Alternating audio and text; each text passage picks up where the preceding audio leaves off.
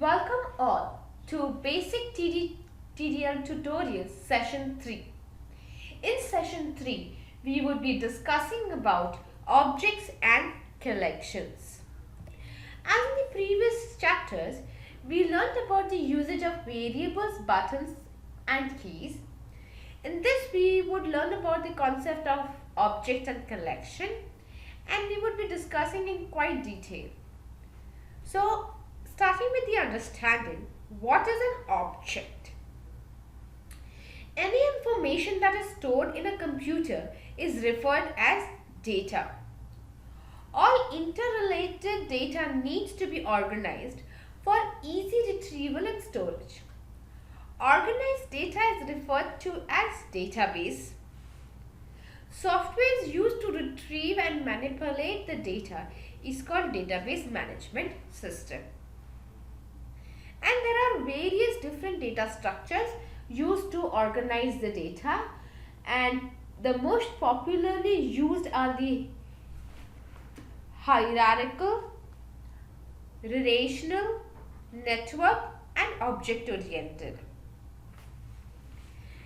Tally object structure is a hierarchical in nature in which the objects are stored in a tree-like structure. Each node in the tree can be a tree in itself. The hierarchical structure uses the parent-child relationship to store repeating information. An object in Tally is composed of methods and collections. Method is used to retrieve the data from the database. A collection is a group of objects. Each object in the collection can further have methods and collection. So what is an object?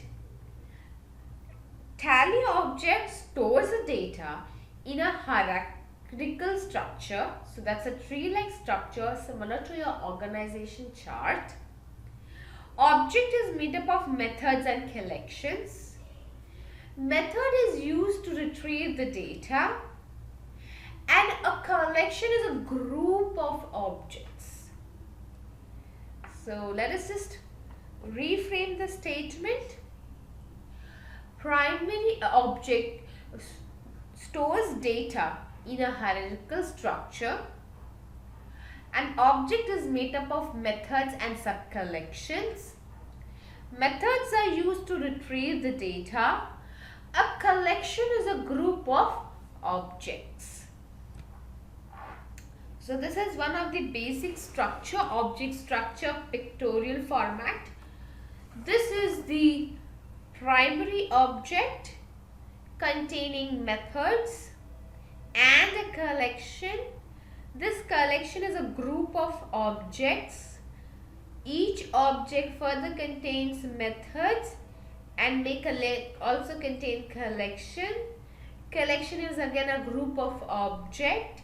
Further, this object can contain more methods, and this hierarchy of the level will go down to the level where an object will only have methods. So a primary object is made up of methods and or sub-collection. The sub-collection is a group of sub-objects. This sub-object contains methods and sub-collection. This sub-collection is a group of sub-objects. This object can further contain methods and or collection. And we will go down in the hierarchy to a level where the objects will only have methods. Everything in TDL is an object. So in the initial introduction itself, as we had stated, we have TDL object and we have bifurcated it into interface objects and data objects. In the interface objects, we have already seen report, menu, button and table. Now we would be discussing about the data objects, which is further bifurcated into internal objects and TDL objects.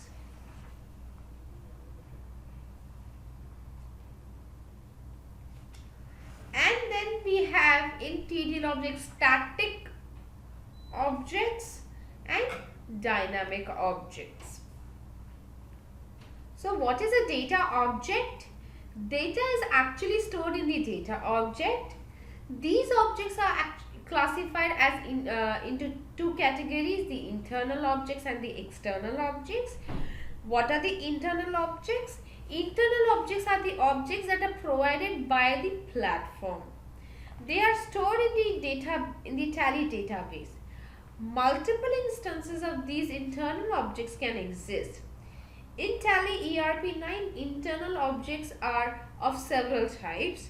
For example, company, ledger, stock item, group, stock group, voucher type, unit of measure, voucher. All these are internal objects. Then we have user defined or TDL objects. Here user is the developer is referred to as user defined user here. All the objects which are defined by the developer or the user in TDL are referred as user defined objects or TDL objects. User defined objects can further be classified as static objects or dynamic objects. Static objects cannot be stored in Tally database.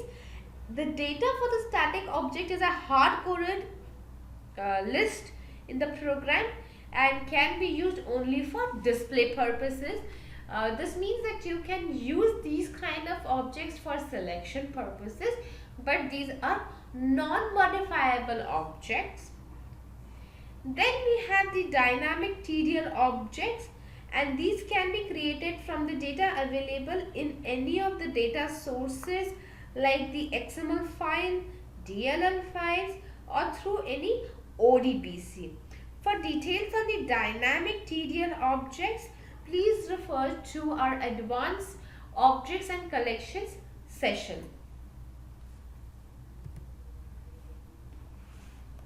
Object context. Until now, whatever report we have made or the interface that we have made use of the hard-coded values. Now, we will start bringing the backend database to our interface. Hence, each interface object exists in the context of an data object. An interface object either retrieves information from the data object or stores information onto the data object. Hence, any manipulation of the data has to be done through interface only. Whether it is adding, deleting or viewing, any kind of manipulation of the data objects will be done only through interface objects. The association of the interface object with the data object can be done at report, path, line and field. This means the association can be done at report, path, line and field. Again, as we said, can be done. This means it is not necessary that you have to do at all the interfaces. Depending upon the report requirement, you might have to give additional values or you might not have to give additional interface to data object association. However, depending upon the requirement, the associations can be done at report, path, line and field. You may have to do at all the interfaces, you may have to do at only one interface, requirement based. the interface object will be associated with the data object. The values and the methods or the formulas that you will now provide at any of your interface will be evaluated based on the data object context available at your interface.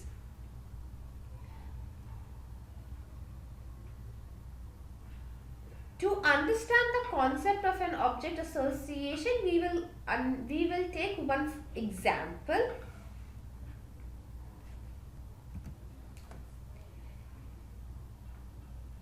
Say there is an interface object report. It is associated to a data object ledger. Hence, at the subsequent interfaces, whatever value you provide will be evaluated based on your interface object report, that is ledger. So any of the objects that you provide, for any method or formula that you provide further, will be dependent on what data object you have provided at report level. This means the data object context, if not available at the current interface object, it inherits its data context from its parent. In case there is a data object specified at the interface, say a report is also having an object association and part is also having an object association, then the provided value will be evaluated based on the object available at part level. So whatever is available at the current context of the interface is what on basis of which the evaluations of the formulas and methods will take place. However, only if it is not available, it will go to the immediate parent for the data context. So generally, the child inherits the data context of the parent interface if the interface does not have an object association.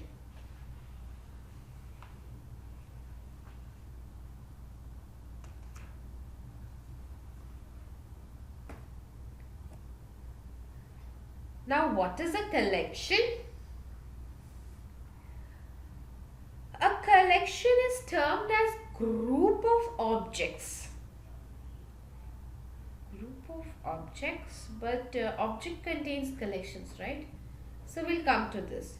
It refers to a collection of 0 or more objects. The objects in the collections can be obtained from Tally database or from the external sources or could be from the TDL. In default TDL, many collections have been defined which are referred as internal collection. The collections created by the user are called user-defined collections. Objects in the collections follow the Tally object structure.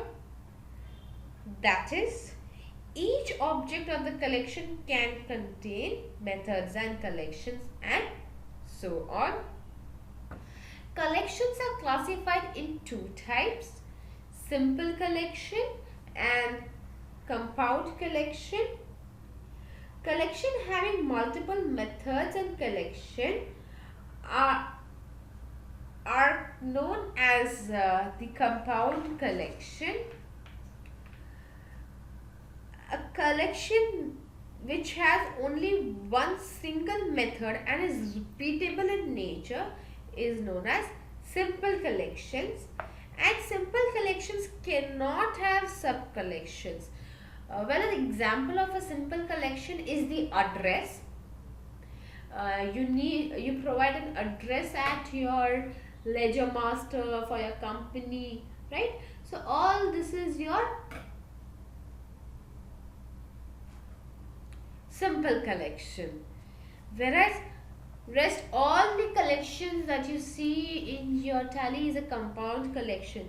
You talk about ledger, you talk about stock item, or you talk about group, all are compound collections because it is having multiple methods and collections. So what is a collection? A collection is a group of objects or collections. This collection can be populated with the objects from the various data sources. Collection defined in default TDL are referred as internal collections. These are further classified as simple collection and compound collection. We will just make a reframing of this statement. A collection is a group of primary objects and or primary collections. Primary objects can further contain methods and sub-collection. So what exactly we are trying to clear out here is, this is one primary object which contains sub-collections. This collection is dependent on this object. This collection is dependent on this object. Hence, this collection can exist only if this object exists. A group of such objects together is also known as collection. So, what we can say is, the primary collection is a group of primary objects. Primary objects contains methods and sub-collections. Sub-collection is a group of primary objects, and this primary object contains methods and sub-collection. This sub-collection is a group of sub-objects. This sub-object further contains methods and sub-collections. So as the structure clearly states, an object is a group, or an object is made up of methods and sub-collection. Method is what is used to retrieve the data. A sub-collection is a group of sub-objects. 10 such primary objects together is making one primary collection. This is one basic hierarchy of a voucher. So when you open your voucher, this is at the first level. When you mention your stock items, that is the inventory entries, and where you provide your additional ledgers, it is ledger entries. So both are at level 2. User description is at level 3 and batch allocations is at level 3. Now batch allocation cannot exist without inventory entries, and inventory entries cannot exist without voucher object. So voucher object is a primary object which has a sub-collection inventory entries, which is a group of object inventory entry, singular entry, which contains some methods and object batch allocations. So batch allocations is also a sub-collection, and this batch allocations further contains object, sub-object, and that sub-object contains method. Voucher object contains ledger entries. This collection is a group of sub-object ledger entry, and this contains bill allocations and cost category allocations. Please remember that even if the customer activates cost center allocation but does not activate cost category allocation, yet as per the hierarchy, the customer does not view cost category allocation, but it exists in the hierarchy. Keep this point in mind. Even though The customer does not activate cost category but activates cost center. As per the voucher object hierarchy, cost center would be at the fourth level. So even if it does not exist, still at the backend it exists. For customer, he cannot view, he cannot see it, but it exists. So we have completed, we have understood what is a collection, and this is a syntax of a collection. We would be doing some hands-on practice on creating of collections, but before that we will just refer through few of our slides to understand what are the required attributes or the available attributes for the collection, and then we will see how we can connect these to our reports and go further. How do I create an internal collection or an internal objects collection? Collection definition with the collection name, type is the attribute, colon, here the object type, here the type attribute accepts an object type. In the previous session of variable, when we made use of type attribute, we wrote data type, right? However, when it comes to collection and we talk about the type attribute, it talks about object type. Absolutely right. Now, how would, as a developer, I know what are the internal object types available? Tally Developer is the tool that will help you. You come to the schema tab. The first basic list that you see here, these are the internal objects, internal primary objects available. So you can write type colon badge, type colon company, type colon group, type colon ledger, type colon stock item, type colon cost category, stock category, type colon stock group, type colon cost center. So these are the basic object types available in Tally. So you do not have to worry how will we know what is the object types available. The list of object types are made available in the Tally Developer schema. A collection of an internal object. So what does a collection contain? What is a collection? A collection is a group of objects. So there is an attribute which you can write object colon, and you can give the list of the objects that this collection contains. You can provide that. So the object attribute is used to create a collection of the user-defined objects, and a collection can have the multiple collections or objects in it. In this example, as you can see, the objects are defined using the object definition, and the one object, so my collection name, object colon the list of objects available, object definition, left hand side of the object is methods. An object is made up of methods and collections. This is a hard-coded method, hard-coded value. So left hand side is the method, right hand side will be the value, left hand side method, and this is the value. Do you notice this?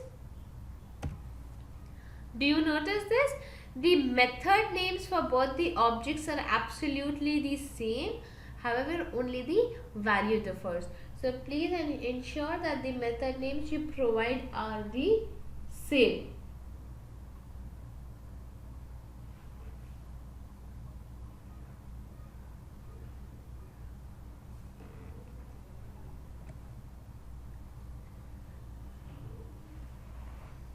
So as we spoke about the object context, that the interface objects always exist in the context of a data object, and the data object can be connected at report form, report part, line and field, the association of the object is done as follows.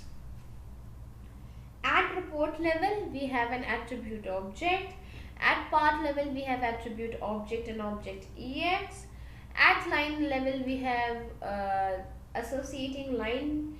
We have a repeat attribute at part level, and field level also we have an attribute called object. So object association is the process of linking an interface object with one or more data objects. Each interface object must be in the context of a data object. A programmer can associate interface object with any data object. If no data is specified, then the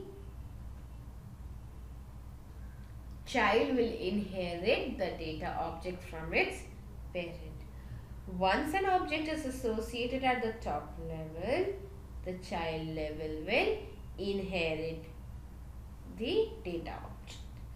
Unless at the child, developer has explicitly provided a separate data object.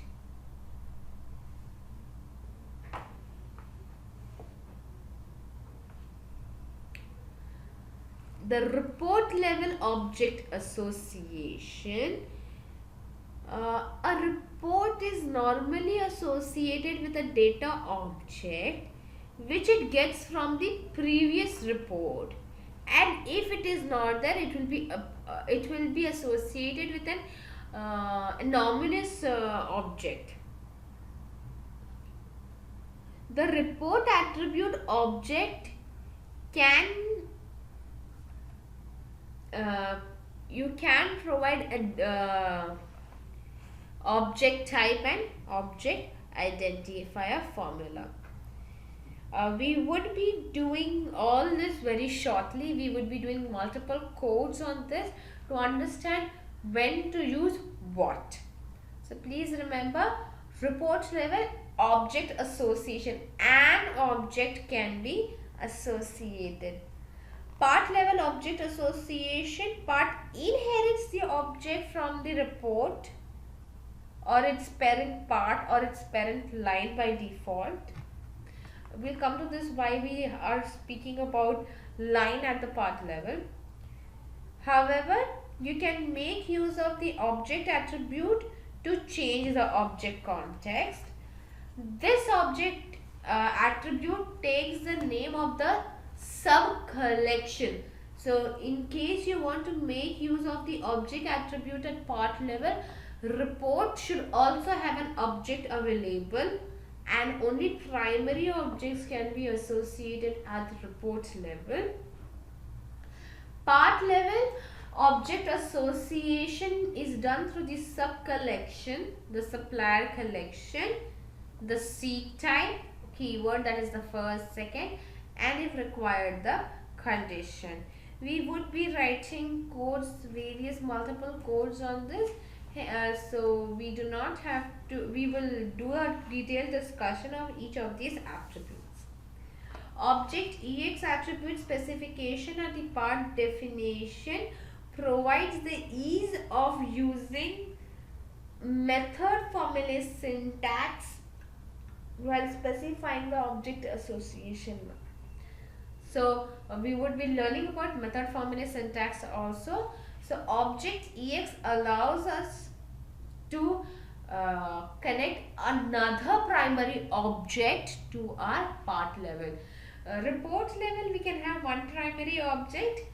Part level, when you write object, it links itself to the parent report and tries to fetch an value from the sub collection of that object.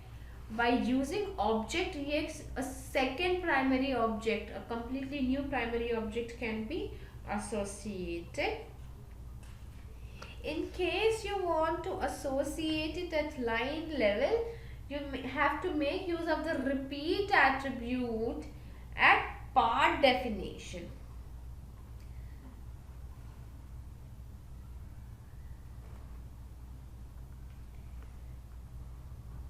Well, we will be doing this also very shortly. And field level association.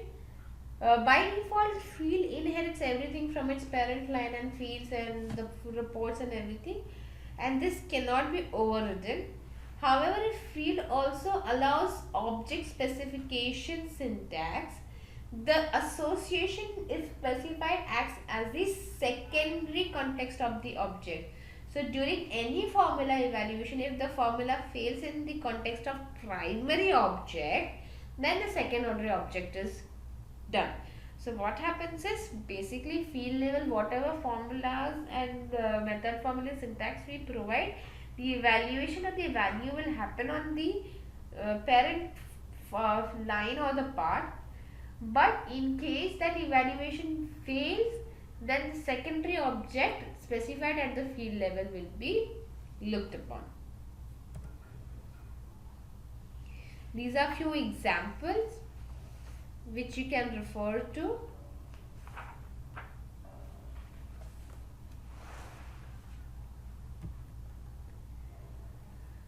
So collection acts as a bridge between the interface objects and the data sources. The data sources could be internal, TDL object, and external.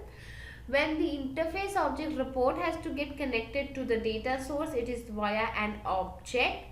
However, when a line object has to be associated to the data source, it is through a collection, that is a group of objects. So that's how the data source gets connected. Now once we have connected, associated an object, we will have to retrieve the values from there.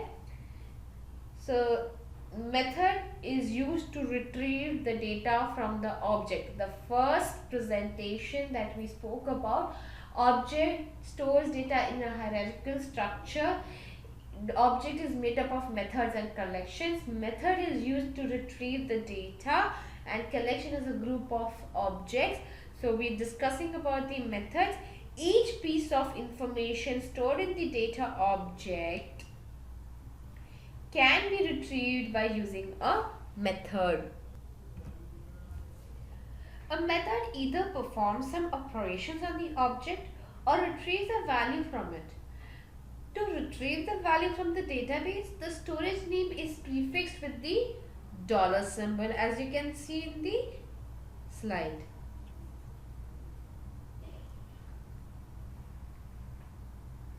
TDL provides a predefined set of methods and that allows the user to create new methods also. So again, methods are also classified as internal or external, depending whether it is from the internal method or from a new method created by the developer.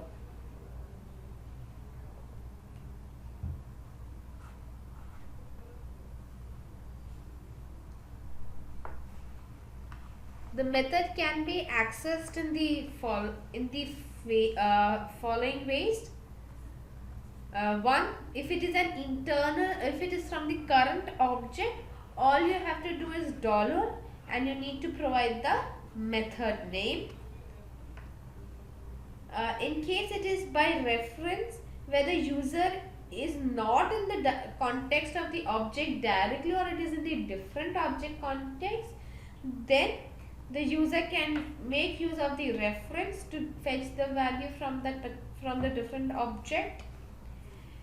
In cases where the user is not in the object context or in a different object context, then the values can be used by index, that is you provide the method name, the collection name, and since it's a collection, every object is identified by its number that starts from 1, 2, 3, 4, 5, 6.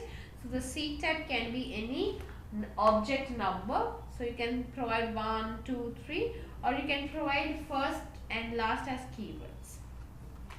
And then we have the direct accessing data from any object. Well, the above three is related to the current object context. However, the method formula syntax allows direct access to any object method, including the sub collection to any level with a dotted notation. something similar to what we have for our directories that we have. We can access directory, when you open your command prompt and you write cd dot dot create a cd, and you give the entire path to whatever folder path you want. So this dotted notation is similar to what you give for the command prompts.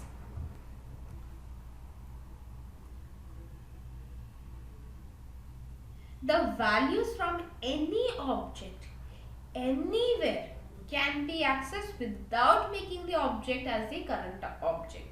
As we saw when we are at an interface, it is connected to one particular object. So that object context to that interface is always available. In case you want to value from a different object, then you have to first associate that object to the interface, and then you can make a change.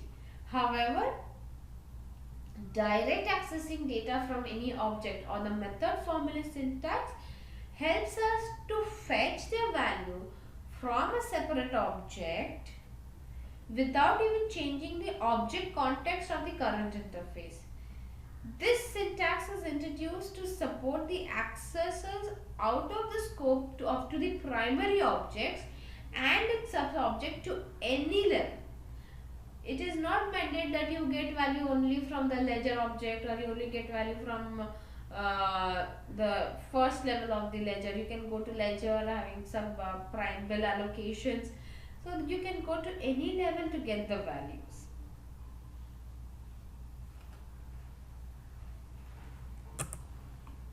So this is an example of a voucher object which contains methods and collections.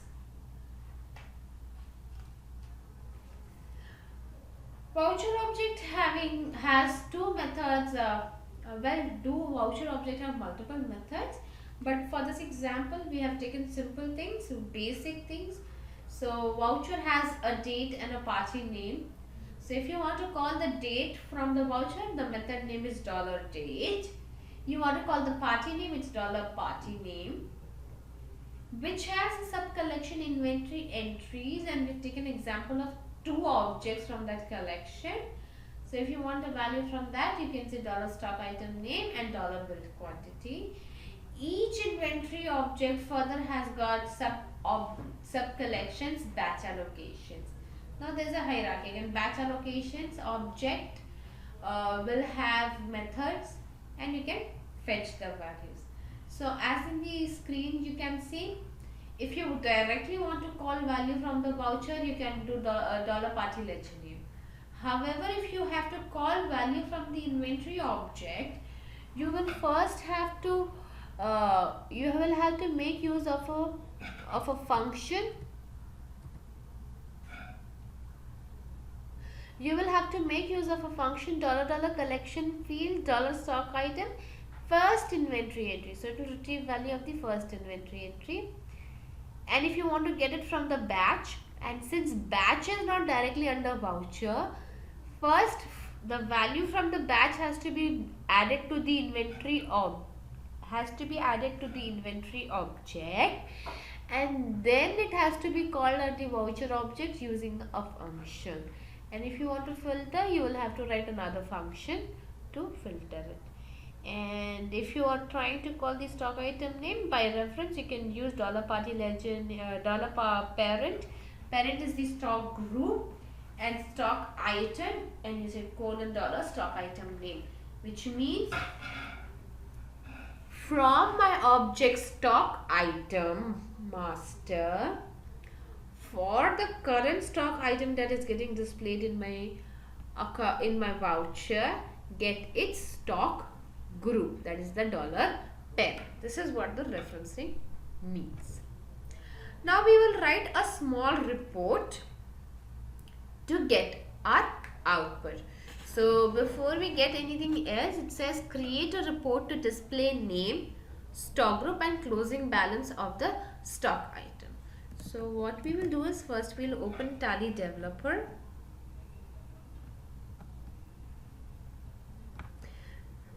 we will go back to our project and we will add a new text file. This text file we will say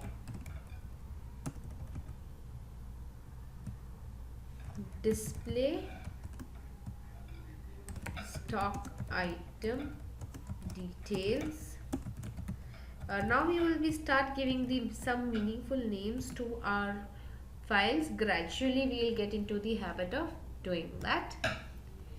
This has to be added to my main file, so include .txt. Now we will add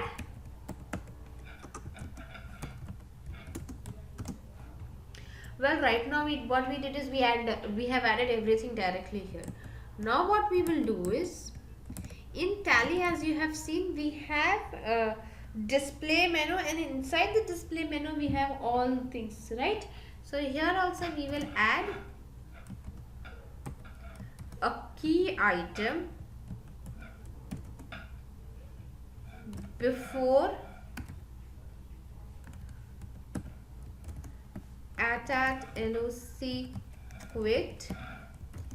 We will say we'll give our chapter title only, object and collection, and we can give a shortcut to it. Now all this time we were saying display because we wanted to directly display the report, right? But now we will say menu because we want to show a menu, and we will just align this properly.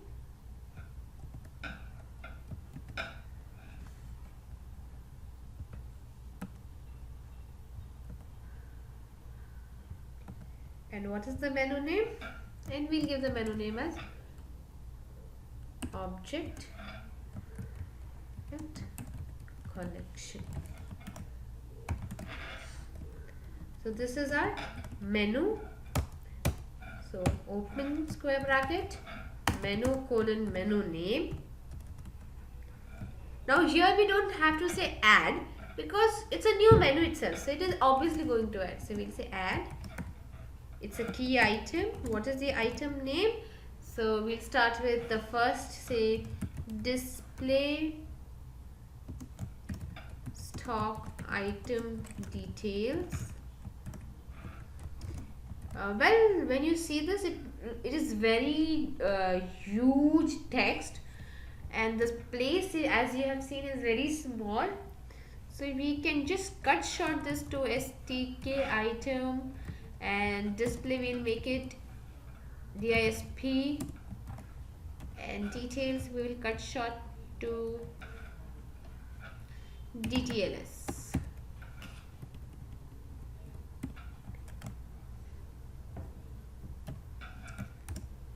S is the shortcut key that we want. What do you want to do? Display. Display what? stk item details. And this would be the report that we will create in our display stock item details.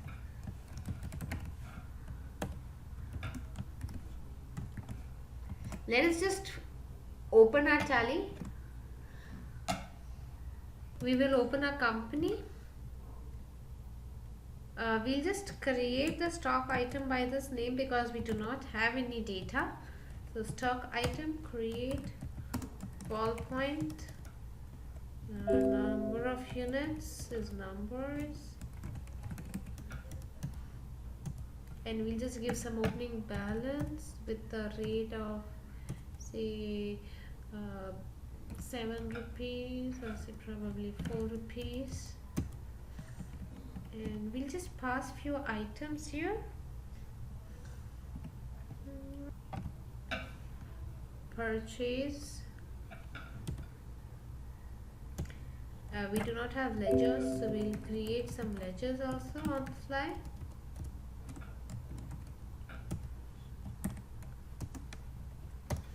ball point. Say we are purchasing another 1500 at the rate of 4 itself, so we'll have 3000, and we are purchasing more ball point 500 at the rate of 6 rupees.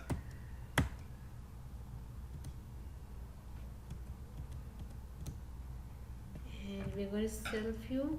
We'll change the date.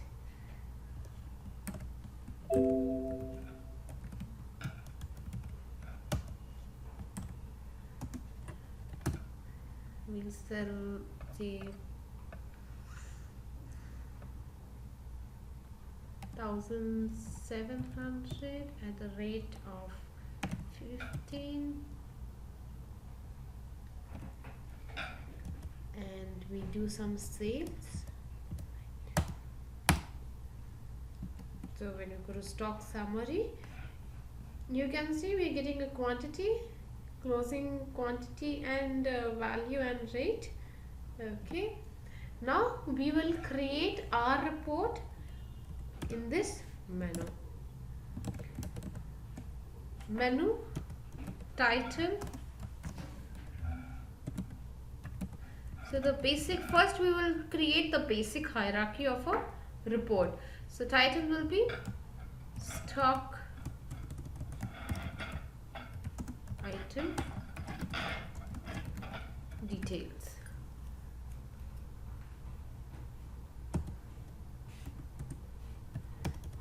And it will contain a form, and we'll give STK item details form.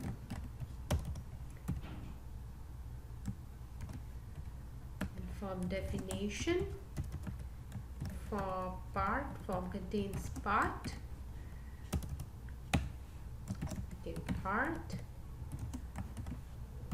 Now how we need three details. We need three information. We need the item name, the stock group, and its closing balance. So we can either display it in three different fields, or we can display it in three different lines as we want. So what we would do is, right now the screen is showing on three different fields and just the values. We'll make it a little better. We'll display it on three different lines, that is vertically the item name, the stock group, and its closing balance, along with the title to each of them. So on the left hand side would be the title, and the right hand side would be the value. So we will have a line STK item name, STK item group, and STK item closing balance. So we will have three lines. So first line. Now how many fields would we need? We would require two fields. Why two fields? One to display the text stock item name, and the second text to display the name. So we need two fields. So we need two fields. One would be displaying the stock item name text, and one would be displaying the stock item name. Well, if you have noticed, there are certain fields which are with the colon, and in Tally they are just indented just below each other. If you have noticed that, well, that's what we have to do here. We will use the same kind of thing here, and what we have used is a template field called medium prompt. So we have a list of template fields available here in default Tally. As you can see, there's a huge list of template fields. So you can just refer to flds fields.tdl. So we'll use the same across our report. Now the definition of this field isn't required because it exists, but we would like to change the behavior of this right? So what do we do for this?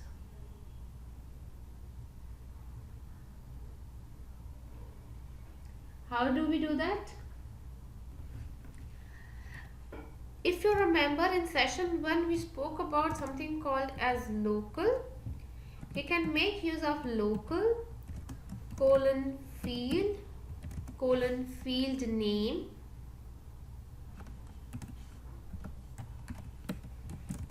set as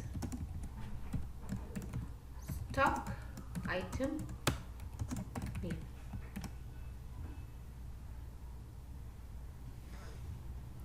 And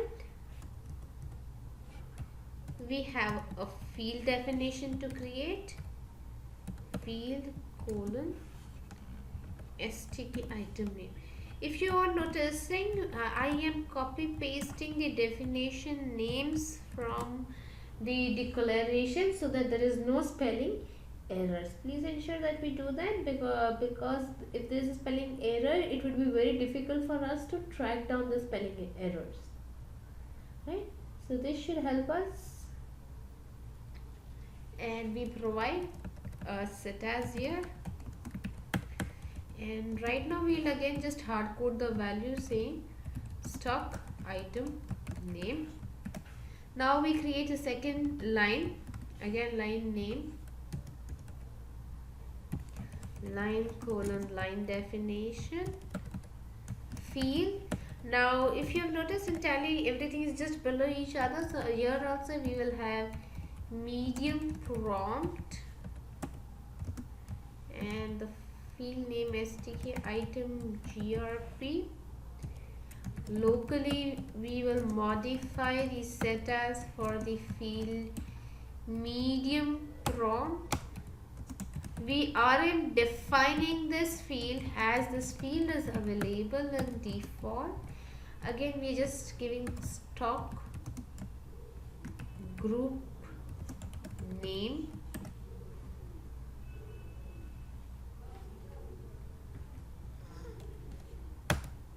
and we'll define the field.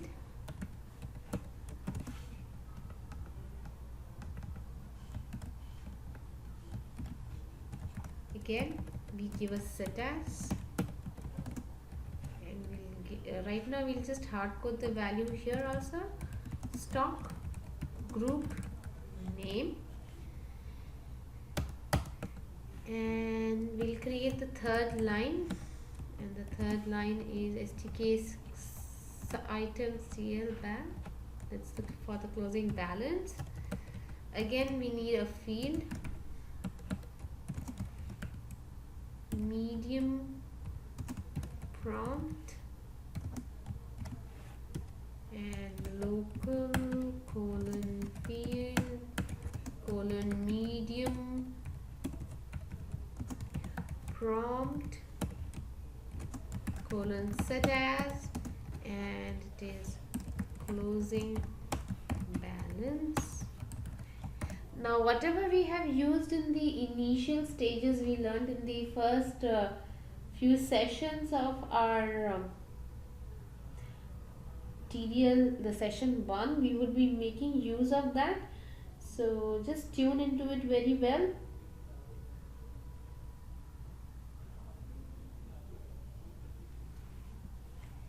Right, so right now we just hard coded all the values, so let us just create the field and set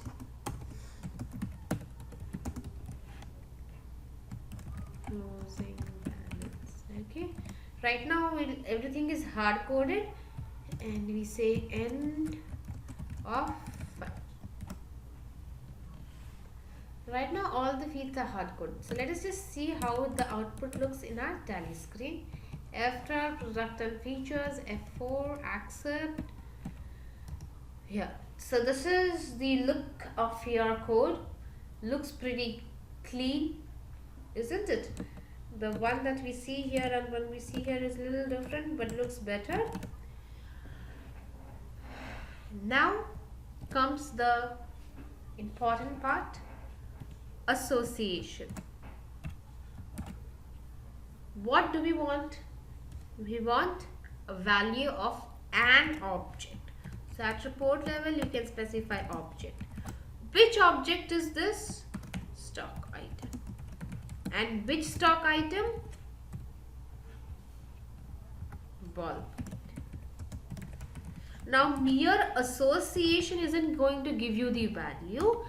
In this object we have various methods available. How do we know what methods are available? The entire list to this is available here, and we have ensured that we give the naming conventions as such as if you are looking for the stock item name, the method name is name. It is that simple. So here we have a hard-coded stock item name. So we will just change this to $name. So we'll do it one by one. So we'll refresh this, and the output we're getting ballpoint. Now we want the stock group name. So what do we have for stock group name? Stock group is as a relation with the parent. So we can say $parent, and again refresh. It's under primary. Yes, it is under primary. We've given it under primary. So we'll change this. So we are ensuring that we'll create a new stock group called stationery. And stock item, alter, ballpoint, change this to stationery. Now see, it's changing. So you see it is referencing, and this method name for closing balance is $closing balance.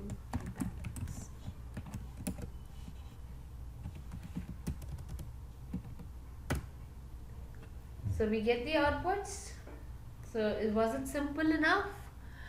Well, we can do another thing is we can provide width to each field. We can say 50, that's 50 characters, and we can simply copy paste the width to each field. By default, the data type of the field is type string. However, this is supposed to be type quantity. So we can provide here type quantity. You can specify it at every level you want. Type string.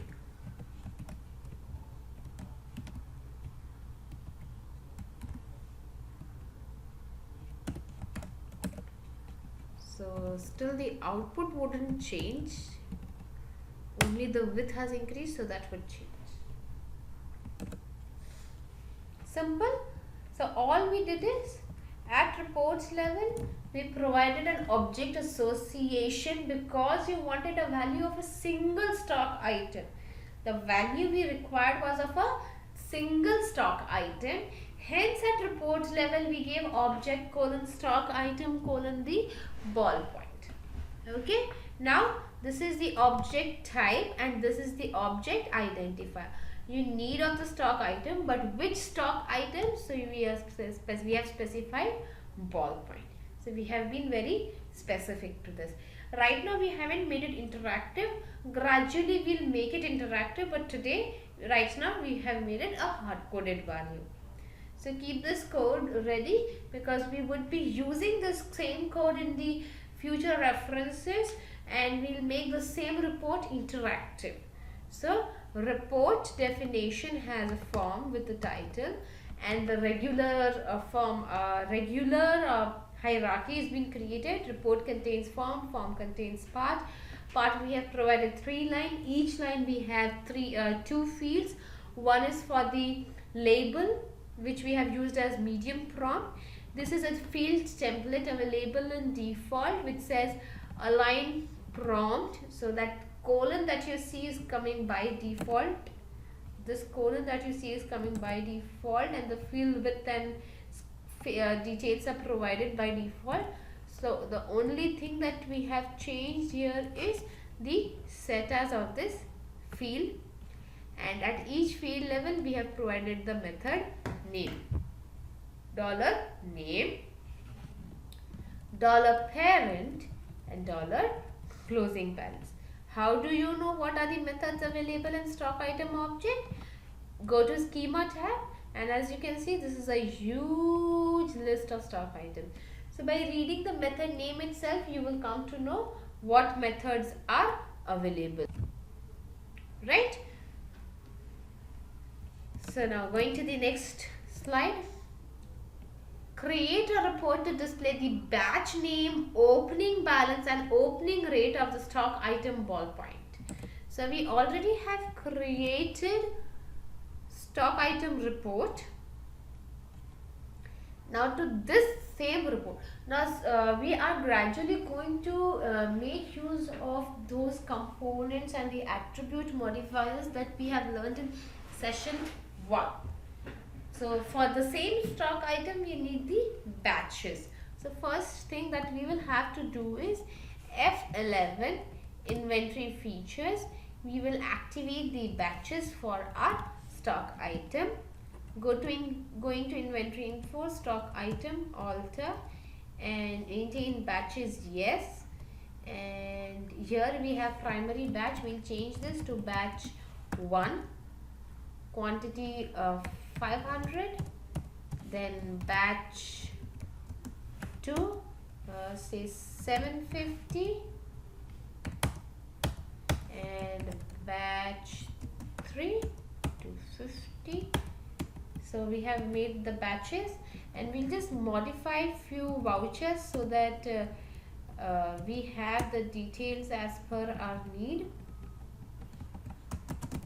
Right now batches aren't being mentioned here, so we'll just add few values to our batches, and here we'll give a new batch,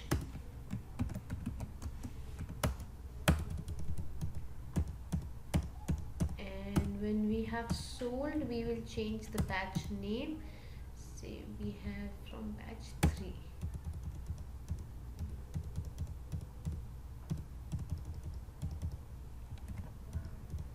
Right, so we have it done. So we have the batches for this stock item. Now we'll again go to the main file, create a new text file, and we will say display batch details .txt. We will include this file into our main file.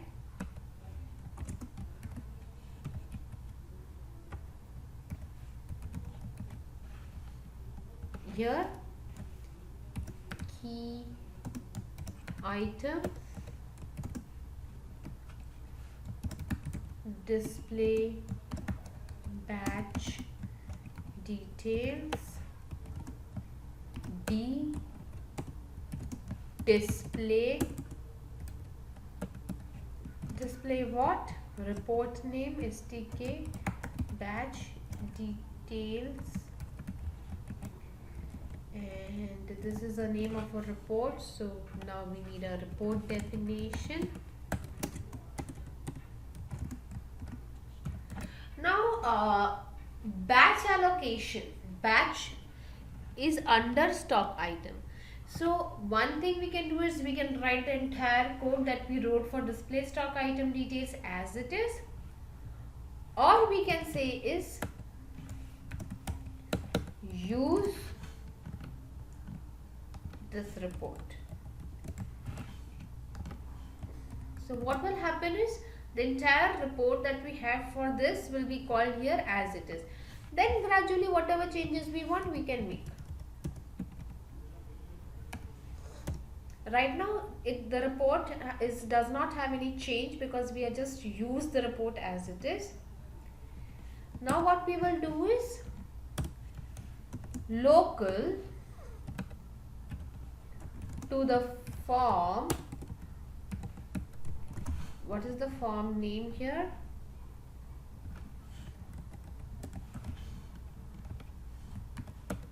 We will add a part for the batch details. Here we have STK item details, right? Now we will say STK batch details.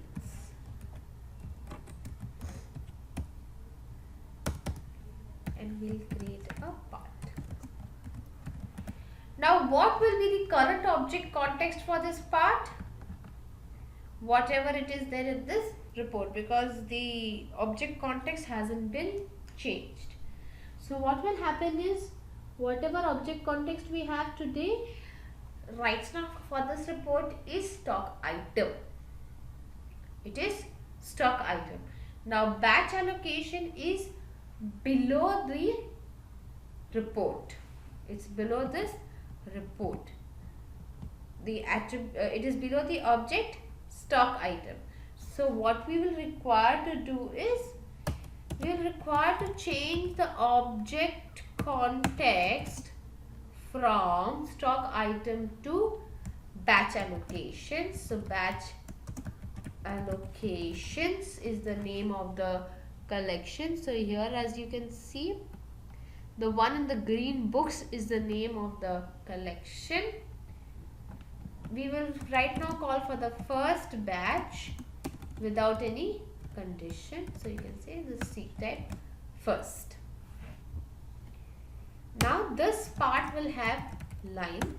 Right now we will just create one line. So we want to see whether we are getting the values or not.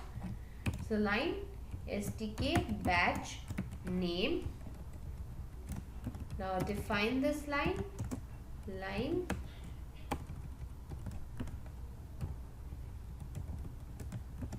Now line will have two fields. Why two fields? One is the medium prompt. We also have something called as short prompt. You can make use of that. Local field short prompt set as batch name, and the field definition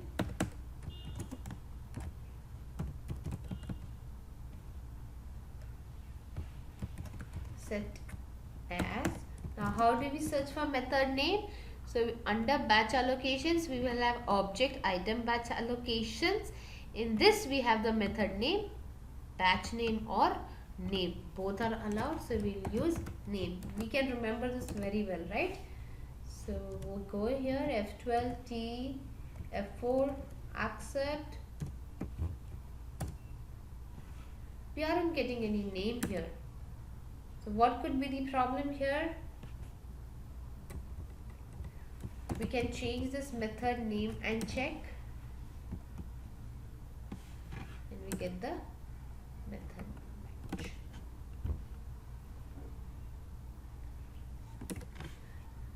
So we have the method name batch name. So we provide your $name batch name. Now we go to tally F12 TDL F4, we refresh and we get the batch name. So this is the method name that we have. Similarly, say if you want for opening balance or say for closing balance, you can say here itself you can say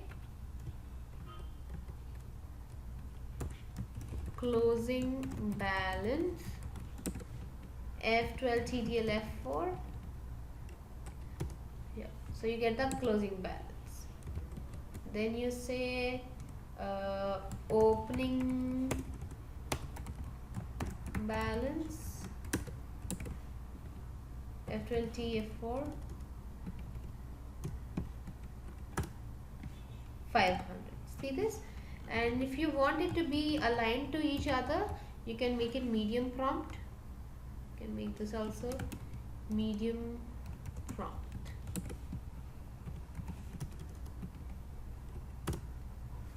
See, this is the opening balance for the first batch. Similarly, you can give your various seat types here. Second,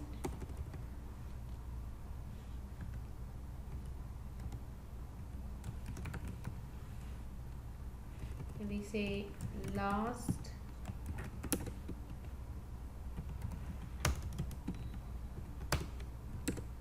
C250, give the batch name.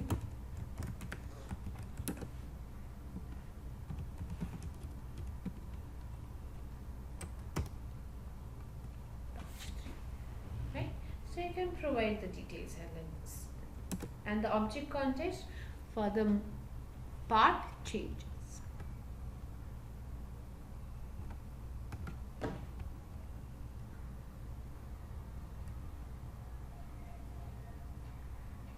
Now we have to create a report to display the name of the stock group and closing balance of the stock item ballpoint on the top. That's at the top of the screen, and at the bottom of the screen we need name, group and closing balance of a ledger called Ram and Company. So what we'll do is we'll create a ledger Ram and Company first. Accounts info, ledgers, create Ram and Company. It would be under sundry creditors. Maintain balances bill by bill, yes. And what we will do is we'll just change the sales entry from cash to Ram and Company, so we get the required balance. So now we have the data whatever we require. Now at report level we cannot provide object. Why? Because we have two different objects to connect to. We have on the top we want stock item, and at the bottom we want ledger. So first what we will do is first we'll create a new text file, and we'll just give a name, display in data. That's the file name we'll give. Simply we're just trying to display the name.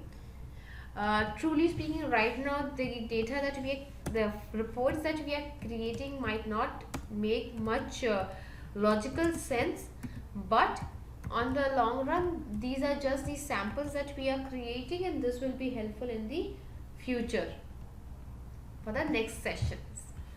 So now in the main field we will just add the key item,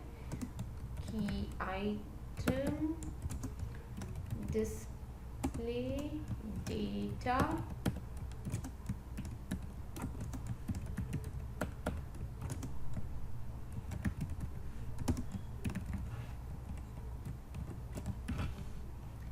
that's the report name. So now first we will just create the hierarchy. We need a form, a form definition. Now how many parts do we need? We need two parts. One is at the top part and one is at the bottom. So we need two parts. One is at the top and one is at the bottom. Top part we will call it as STK item display, and the below one we'll call as ledger display. We'll just validate whether it exists, right? You see the definitions does not exist. We'll give the title here, the report displaying data. So first we will complete with the top part.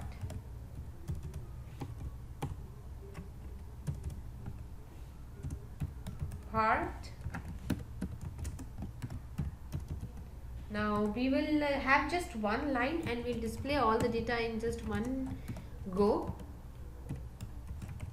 Line has 3 fields. Now since there are you can create new fields also if you want, well, but if you see we have already created the required fields, right? If this report you refer, the fields that we have are already created, right? We need the stock item name, the stock group, and the closing balance, right? You already have the fields. So what we will do is we can simply just recall the same fields. So you don't have to define these fields again.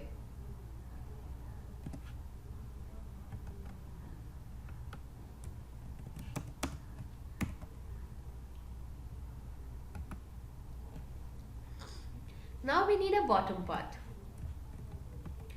This is the fun part of TDL is you don't have to create everything all the time.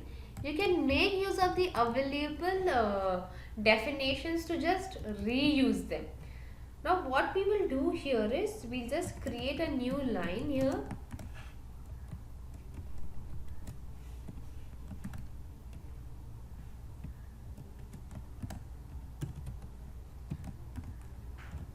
And we'll reuse the same fields. All we want is the data output, right? Fields are ready. So why to create new fields? If you want, you can create. It's not mandatory. We can simply call the fields again to reuse them. Now we'll refresh Tally. 12 TDL F4. So right now everything is blank because we haven't given any data context. If you want to give a data context of a primary object to a part, then the attribute is object ex. We aren't giving at the reports level for one simple reason, because we have two parts and both the parts have different objects. So it does not make any sense to have an object attribute at reports level. So at part level we can give the attribute object ex, open round bracket, object stock item, comma, which stock item. So right now we'll just hard code ball point is my stock item, close and dot. This is a part of the syntax object ex colon open round bracket stock item, comma, the stock item name, close round bracket, dot. Now see the change in the code. Do you see at the top we have the data that we need? Now at this part level we will write object ex. Now here what is the object? Ledger,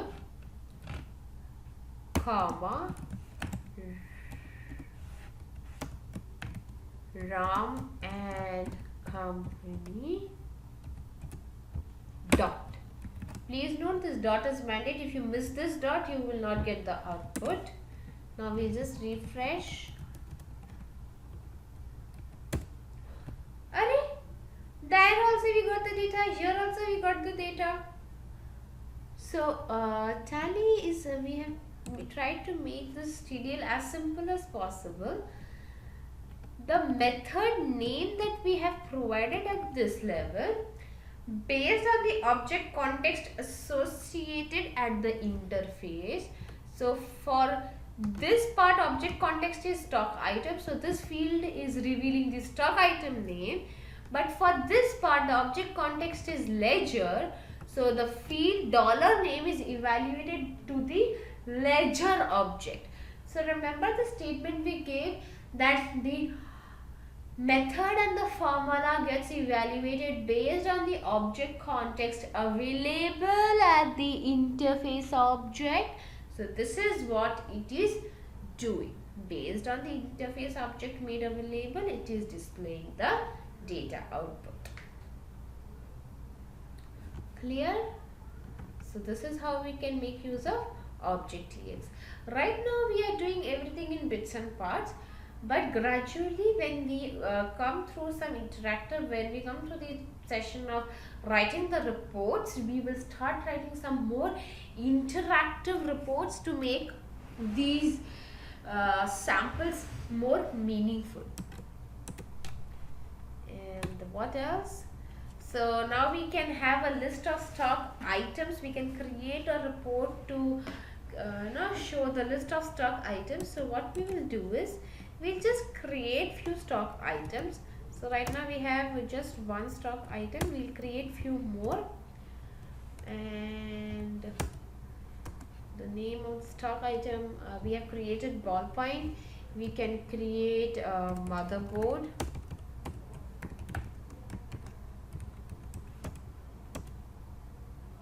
And we'll skip the details of the categories. We'll just have the units of numbers. Motherboard, pens. We'll take it under stationery, numbers.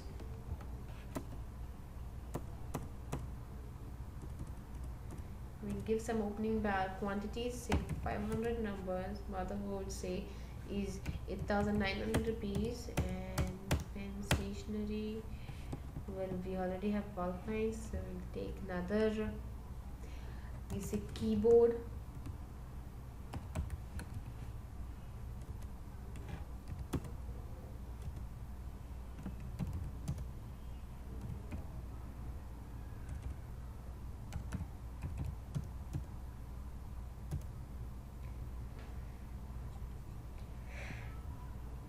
Scale.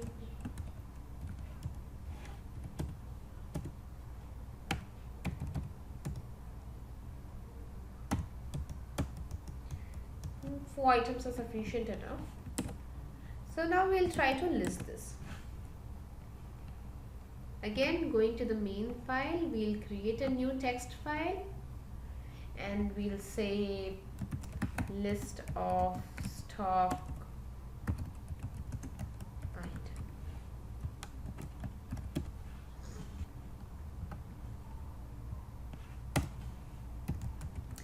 Include .txt key item, list of stock item, L, display the report, creating the report.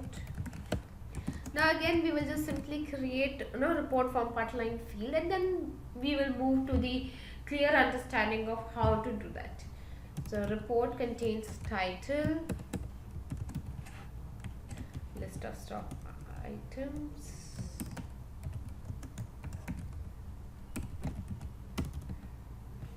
form,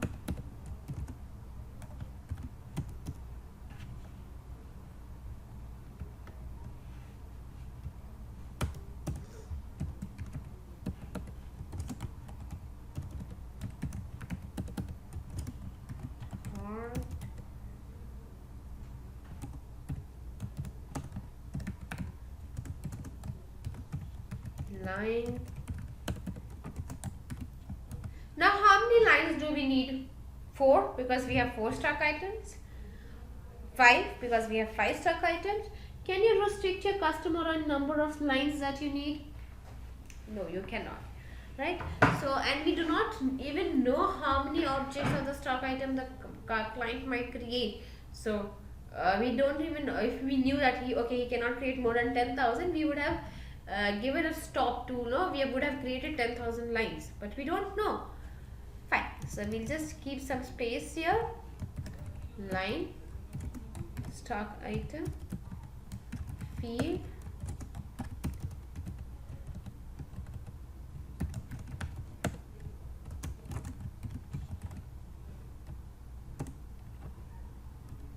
and we give a syntax, and we'll just hard code the value item name, and we'll just see whether at least we are getting this much into our screen.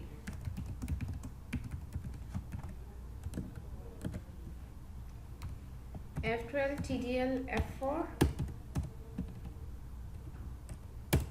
Yes, at least we are getting this. Now how many lines do we need for number of stock items? We do not know. Depends how many items the stock customer creates, right? How many stock items the customer would create, we do not know. We would not have an idea of that. So what we can do is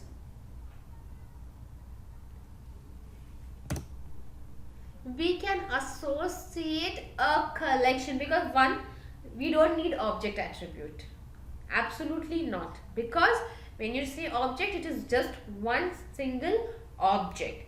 But here we have multiple stock items. So one, we don't need an object context, so nowhere object.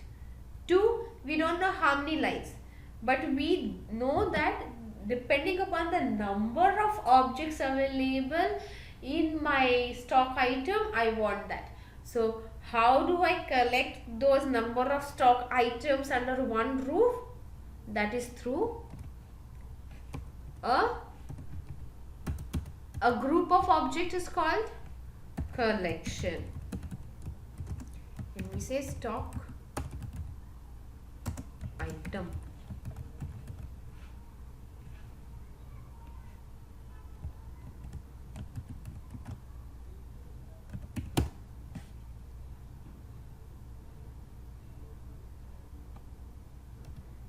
now collection requires type. What type of object it is? Stock item type. So now the collection is ready.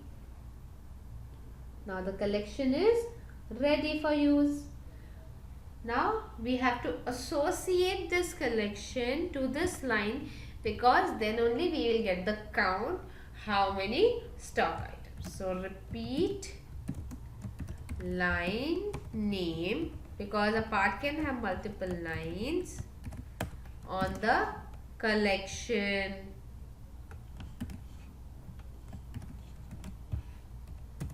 So repeating line on the collection.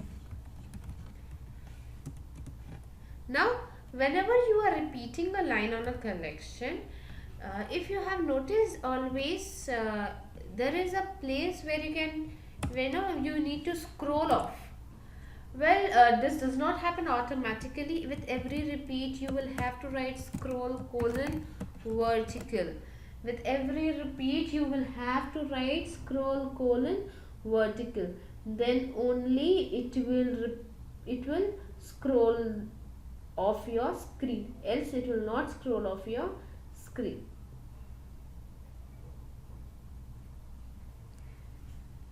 Right? Now we'll just see what is the output of our code.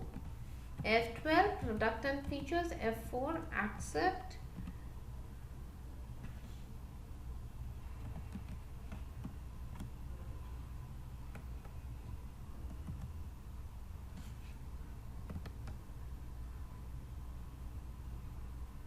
okay, there is a collection already existing, so we'll just change this to stock items.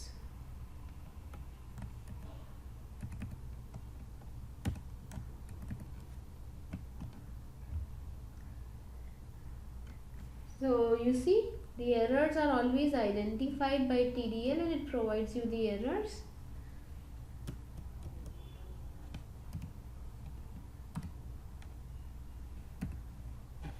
But it is showing item name, item name, item name. It is not showing the name of the item, it is just showing the text item name.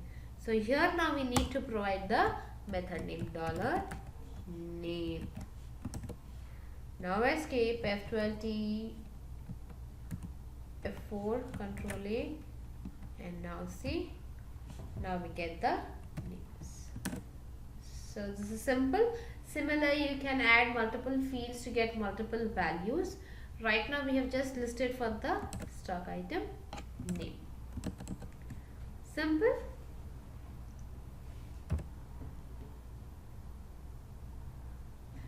Now until now whatever tryouts we did were with the internal objects. Now we will create one report to display the name of the agent and commission, that is also using the hard-coded objects. So we will just go to main, agent commission, or we'll say agent list, add it to the main file. This is only the hard-coded values that we are trying to create, so it's absolutely okay. Agent list .txt, key item, agent list, a display agent lists.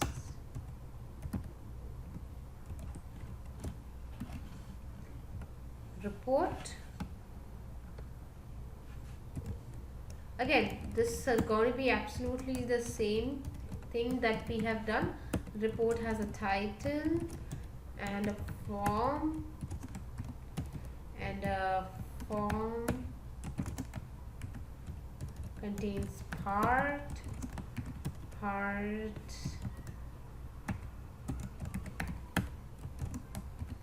contains line will contain field,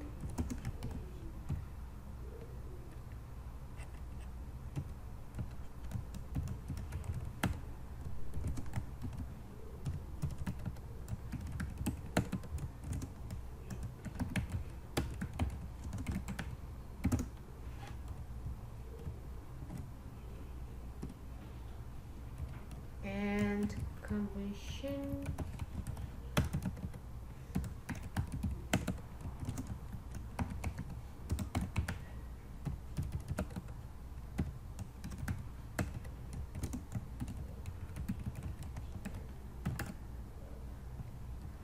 Right now we'll just hard code the values again, so we know whether at least we have this as our output or not. Agent name and commission.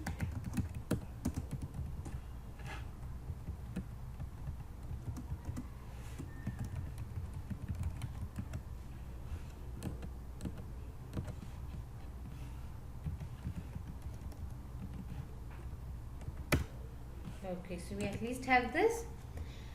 Now what we can do is, how many, first we will create hard-coded objects. So collection, we did it all from the internal one. Now we will do from the hard-coded object. So agent list is the name of the collection, which contains objects, and we'll give the name of the objects to as agent1 comma agent2. Then in the object colon agent1, first we'll give the name will be, say, Krishna, and commission would be, say, 9, giving 9% commission.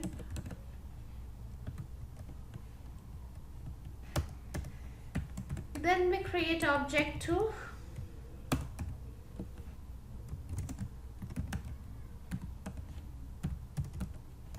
Name again. These are the method names, so we will not change this. Keshav and commission, say 5%, right? And now this collection should get associated with our line, because we want a list, and the only attribute that helps me to do is a repeat attribute at my field level. This agent list is the line name, and this agent list is the collection name. So I'll just prefix it with call and ln, so it is easy for us to identify what is what. Anyways, code TDL understands, it's just for our understanding that we're changing the name. And with every repeat we require a scroll.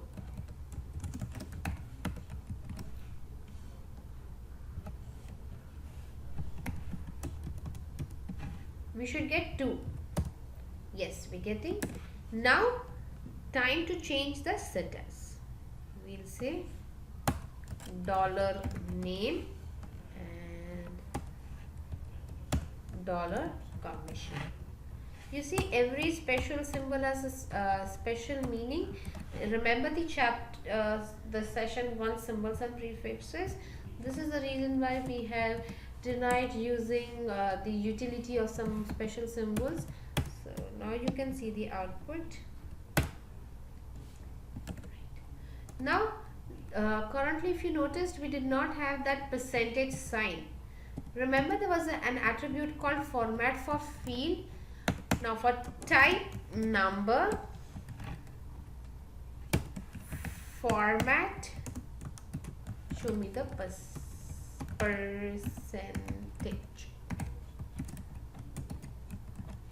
That's the format. So it will F4. See, gradually we are trying to make more and more effective and better report. So this is how we can create a hard-coded object. Clear?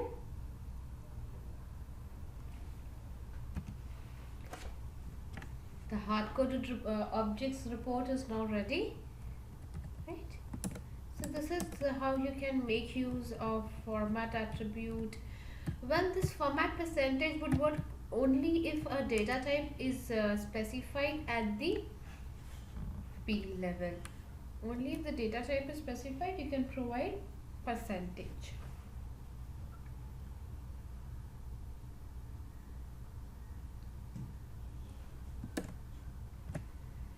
Now, talking about changing the object contexts, relative object methods access using the context changing functions. We can make use of functions like $report object to connect any method to the object context of the report. Owner's context, $owner function can be used to go to up in the hierarchy of the data object to fetch a value. Or you can make use of $base owner function to directly call a value or a method from the primary object. So these are some method formula syntax. In the syntax, it's $absolute or relative path, sub object specification, sub object specification, method. So depending what method value you want, the dotted notation will continue. When it comes to absolute specification, or we can also say directly calling a different primary object, it opens with a rounded bracket, object type, that could be stock item, ledger, stock group, comma, object identifier formula. In the current reports, we have hard-coded this value. When we start writing reports, we will see how we can write a object identifier formula. But an object identifier formula should be a formula that will evaluate to the name of the object.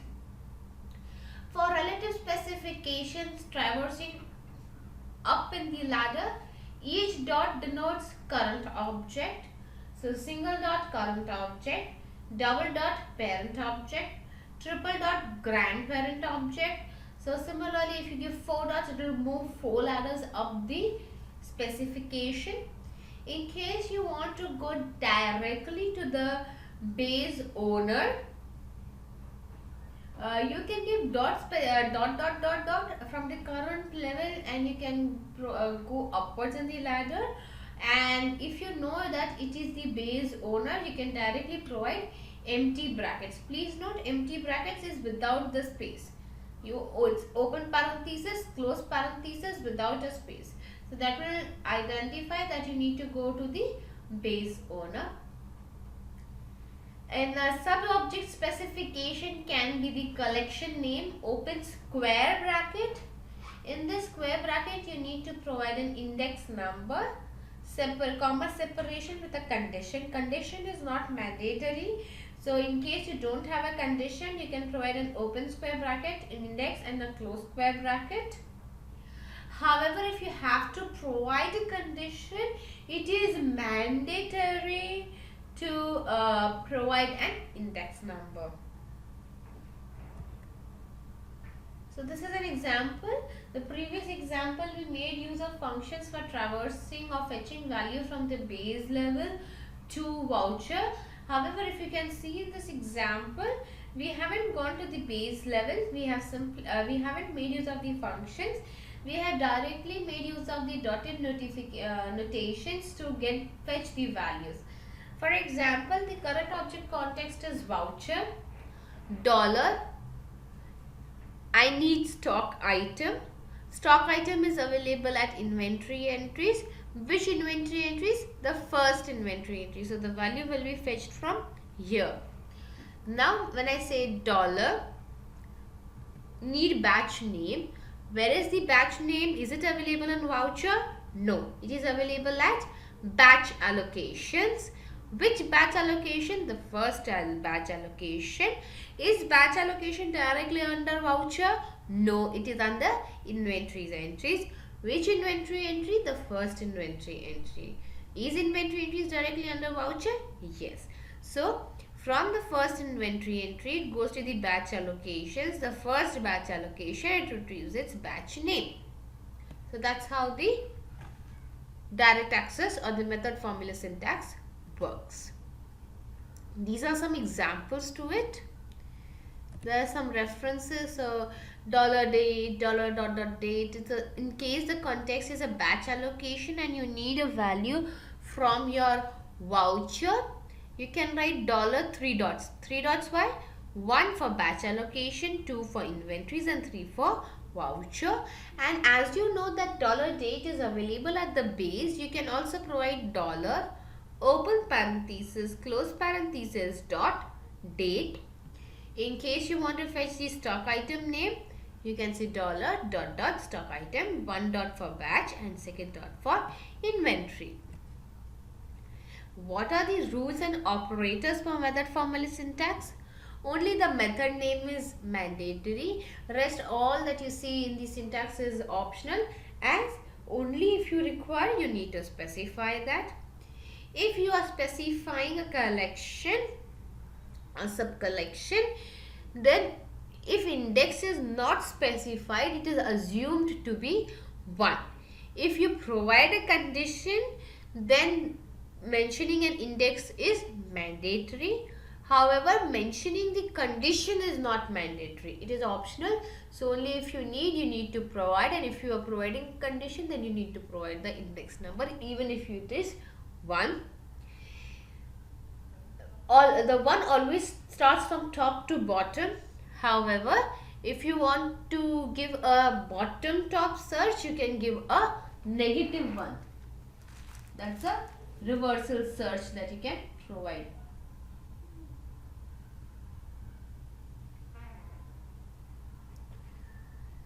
There are 2 search keywords available for the index. First and last can be used for indexing. Object identifier formula can be any formula which evaluates to the name of the master. So if you have noticed, we provide object type and object identifier. What is the unique thing in every ledger? The ledger name. What is the unique thing in every stock item? Stock item name. What is the unique thing in every group? Its name. So any object identifier formula should evaluate to the name of its master, right? And the operators are that we have provided: dot for the relative access, square brackets for index operators of the collection, and comma for the expression separator.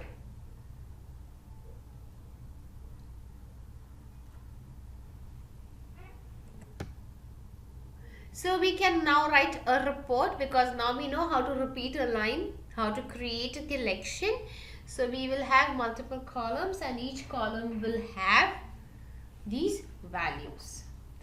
and we'll make well, this report does not have a specific meaning, but to ensure that whatever we have learned in the method, formula, syntax, we can learn that, is why we will be creating this report, right? So let us just create one. Go to Tally Developer. We'll create a new file. Since we're going to get all the voucher details, we'll say voucher details.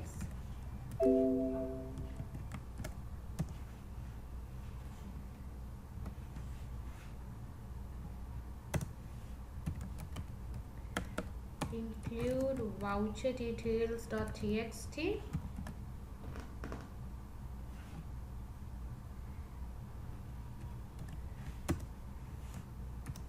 Key item, voucher details, display voucher details. This goes for a report name. Here we will create a report. Voucher details, title, voucher book. We have a form.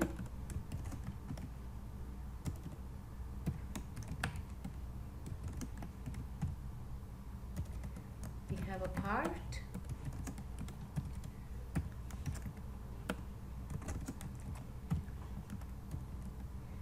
Now we will have 2 lines. Why do we need 2 lines?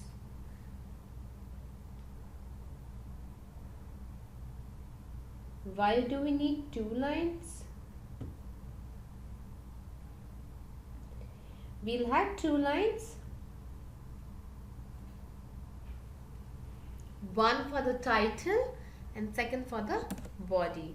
So we'll say voucher details title and voucher details body. So we'll have now 2 lines. Now we'll say line colon voucher details, and we'll have the fields. Now the fields that we need, obviously the number of fields that we need for the body and the title has to be same, right? The number of fields that we need for the title and the body has to be same. So what we'll do is we will just change one. We will just provide field to one of the line, and we will download, and we will locally change for the other line. So definitely what will happen is better is we have one more line for the body, and we have fields. So what are fields we need? We need VCH date, we need date, we need VCH week type, then we need VCH V number, that's for the number field, then we need VCH party ledger name, then we need party OP bal, and from ledger we need party first bill OP. Now all these fields we will locally change for the title line. So we'll just have the field defined, VCH date, then field. Now we can make spelling mistakes, so we'll prefer to copy paste the field names here.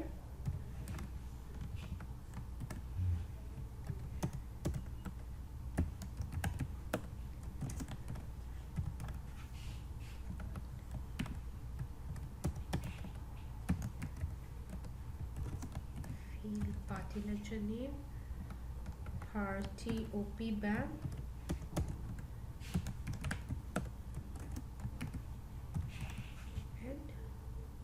parties first opening bill value.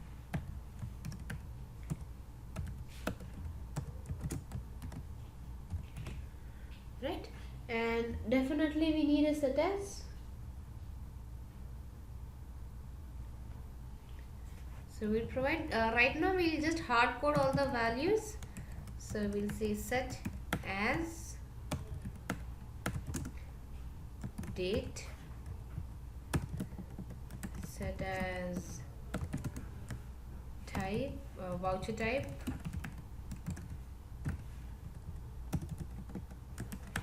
set as voucher number, set as party ledger name,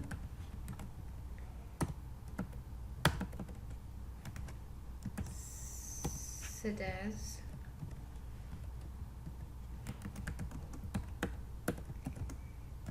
party opening balance,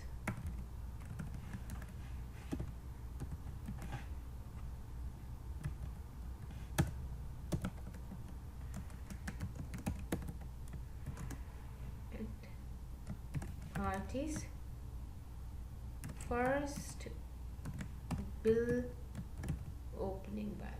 Okay, so right now we just hard coding all the values. Now we have two lines. Now this line should have at least one field. So what we will do is we'll say use the body line. So now the skeleton of our report is ready. Let us see whether we have done everything. It should be fair enough. At least we should give some text output.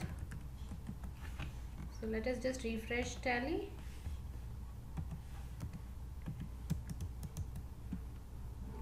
It's F12, product features, F4, enter accent, voucher details ready, enter. And yes, we are getting two lines, date, voucher type, number. Yes, so we are getting something, right? Now coming to the details, what do we need? We need voucher details. Now to get voucher details, since it's a group of vouchers, we need a collection. So we say collection, and we'll give VCH detail. That is my collection name. And what would be the type of object here? Voucher. Vouchers is a collection and the singular is voucher. Okay. Now we need to repeat the line on this collection. Then only we'll have some idea on what is happening. So the repeat will happen at part level. Now which line will we repeat? T or B? Voucher details T or voucher details B? It will be voucher details B on collection. If you do on T, what will happen is the body will come on the top and the title will come at the bottom. So sequencing, the way you write is how the lines will come from top to bottom. And definitely with every repeat, a scroll vertical is important. Now let us see how is this behaving. So first we'll see, check our statistics. We have how many? We have 2 vouchers. So let us just validate how many vouchers we have. We have 2 vouchers, one purchase and one sales. So we'll do one thing. We will create one more voucher for our purchase. And we'll buy keyboard at the rate of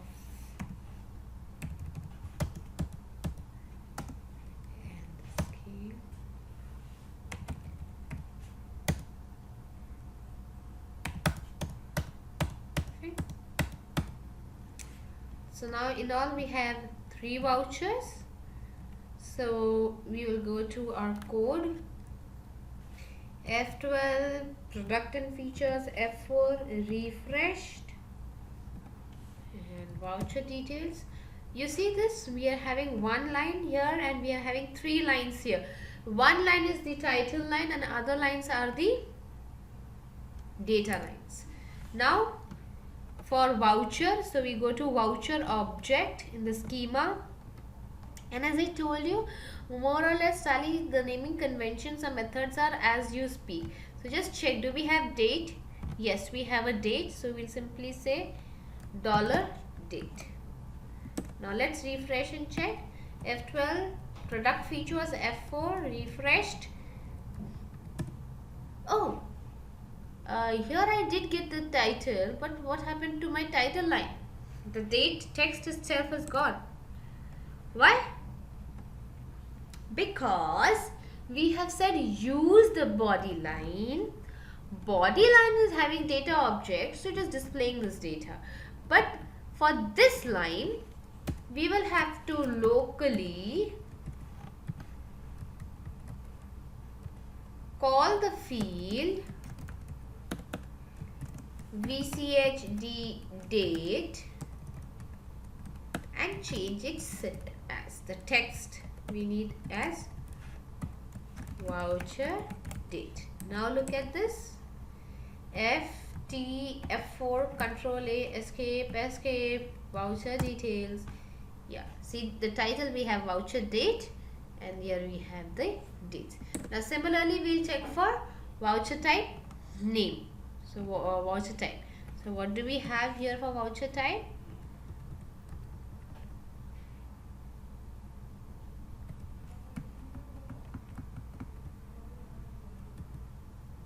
So there is a voucher type name. So $voucher type name. And similarly locally for all the fields we will have to change their title in the title line. Local colon field colon vchv type set as voucher type name, then local colon field colon vchv number set as voucher number, local colon field colon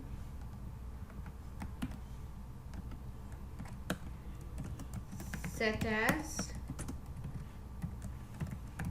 party name, local colon field colon party opening balance. Well, our party does not have an opening balance, so we will do that modification also.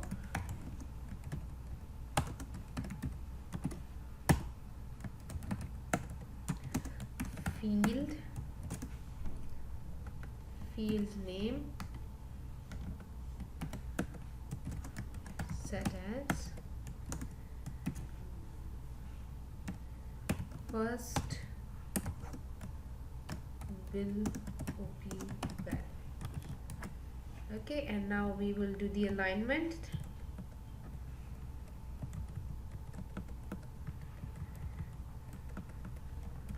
So doesn't it look neater? Right, so we'll just refresh this to see what text we are getting. Right, so we got the text and we see the purchase and the now we go for this. Here we can see we have a method called voucher number, so we'll type here. Okay, we have already typed the text as voucher number, so $voucher number. For party ledger name we can do $party ledger name. Let us check, do we have party ledger name? Yeah, we have party ledger name. Now voucher, now party opening balance. So first we will just refresh this. Okay, voucher number. Now there are two problems. One, there is no alignment between the the purchase, and then immediately I'm getting one, and then sales is a small text, and again. So what we will have to do is each field should have its width. So we give width, date, maximum space, that width of a date that would require would be 2 plus 2 plus 4, so that's 8, and to 10, so we give maximum space 12. Voucher type name, we can give width as say 20. Then voucher type number, we can give width as say 7. For party name, we can give width as say 45. Then party opening balance would be an amount, and as per that 7 digit goes to crore, and we can give around max 50. And this also we can give width 15. Now let us refresh and check. So now do we see? Okay, so there's a problem with the party name. We aren't getting party name. Why we aren't getting the party name?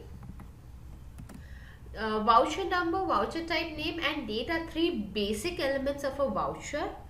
Hence, by default, the value at the TDL, internal TDL level, the values are fetched. However, party ledger name is not a mandatory method name. So, by default, it is not fetched. So, what you will require to do is, at the collection level, there is an attribute called fetch, which you will have to provide. So, just to ensure that we don't miss on anything, we can provide whatever we need.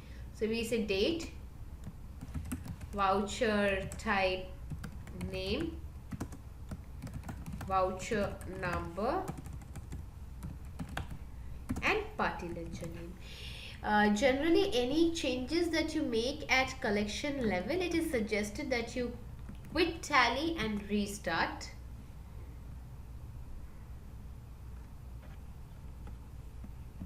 Your Tally.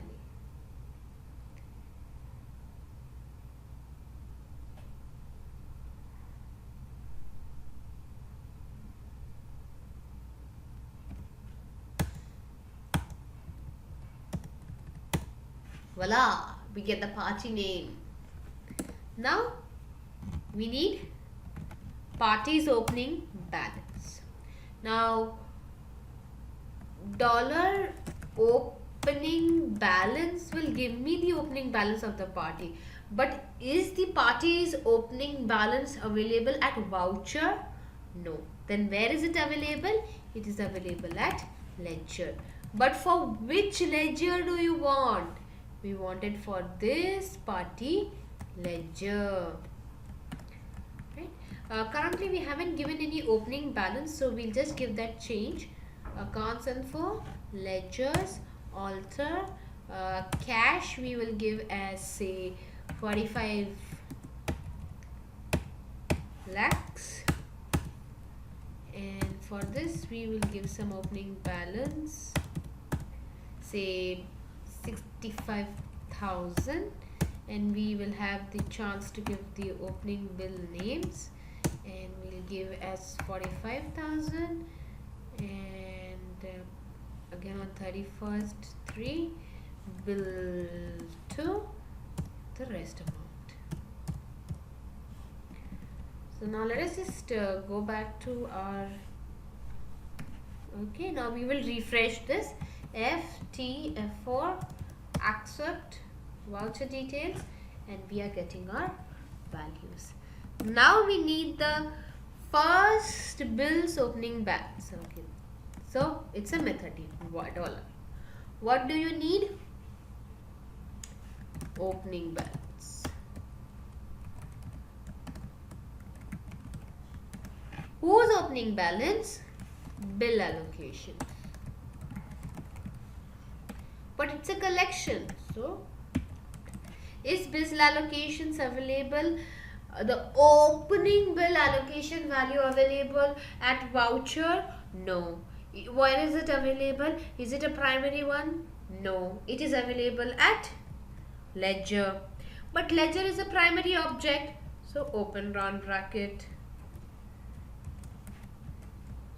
Ledger. But then we will have multiple ledgers. Which ledger you want? This one.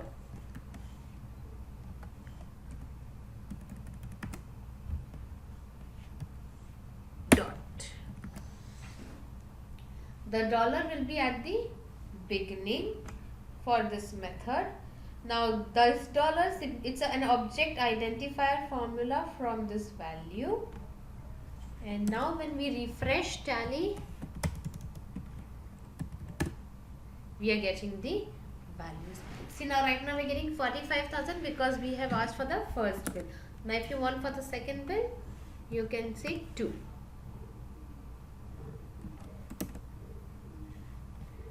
FTFR. You see this? We got this difference. So this is a rough combinations, permutations and combinations we have used for our report and getting the opening balances and method formula syntaxes. These are the various method formula syntax. Well, instead of this, we could have also written as set as dollar opening ledger, comma dollar party ledger name dot opening balance. Both of this is correct. This is by reference and this is by method formula syntax. Well, to get a value from the sub-object, method formula syntax is the only way you can get the values. Right? Now we will just do a little beautification that we need for our code. Right now the titles and just things are going hayway. So we go to the title line. Shouldn't all the title be bold up? So we say local colon field, and what we can do is locally for all the fields one by one you can keep changing the style. However, if you have 45 fields, it is highly impossible that you keep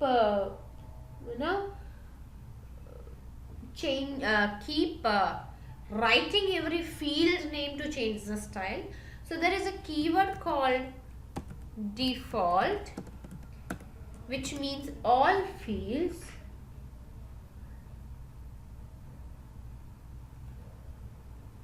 and you say style, and we have list of styles created, Ctrl+J style, and you can pick whichever you want. So we'll pick normal bold.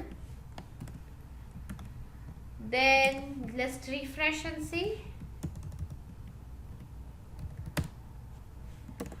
Then what else? By now rest of the fields amount, some might be amount, some might be this, some might be that. So what do we do for this?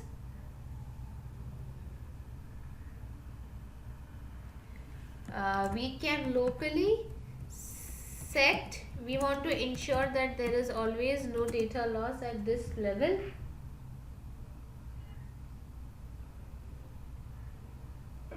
So default type would be string. Please note this is only the beautification that we are doing. Field colon default, all the titles should be aligned center. Can you see there's a crunch over here?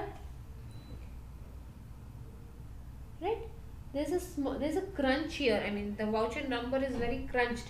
Now you don't want to increase the field width, but it is okay if that text gets broken up into multiple lines. So what we can do is, we can again write local field default line.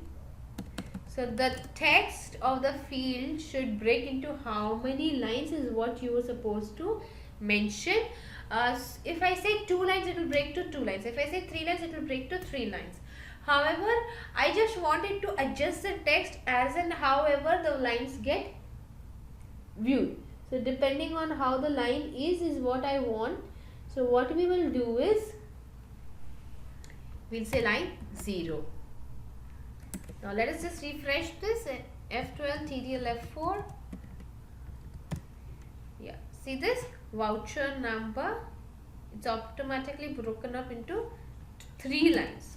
If you want, you can specify not more than 2 lines. So F12 TDL F4, and now you will see it's broken up into 2 lines. Now because the line is breaking up into 3 lines, the text below that is not seen. Hence we provide 0 so that we do not face such problems. You can also provide a border to this.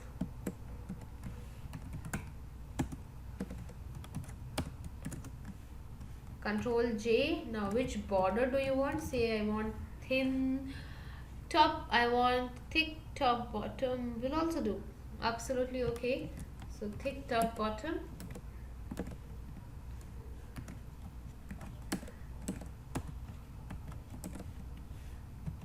F12 TD F4. And now to each field you can provide border to right. Border thin white. Now this border is created already. So thin right. You see this? We have this border. And simply copy paste this to all the other fields. Now we don't have to write anything at the title line, because anyways we are using this field there. So this is the whole idea behind using the field and locally changing things, that whatever the contents we need, whatever the attributes we need at this level, we do have that.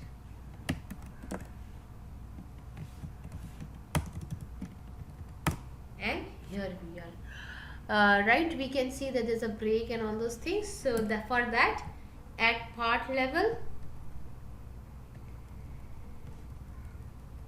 we can write common borders, yes.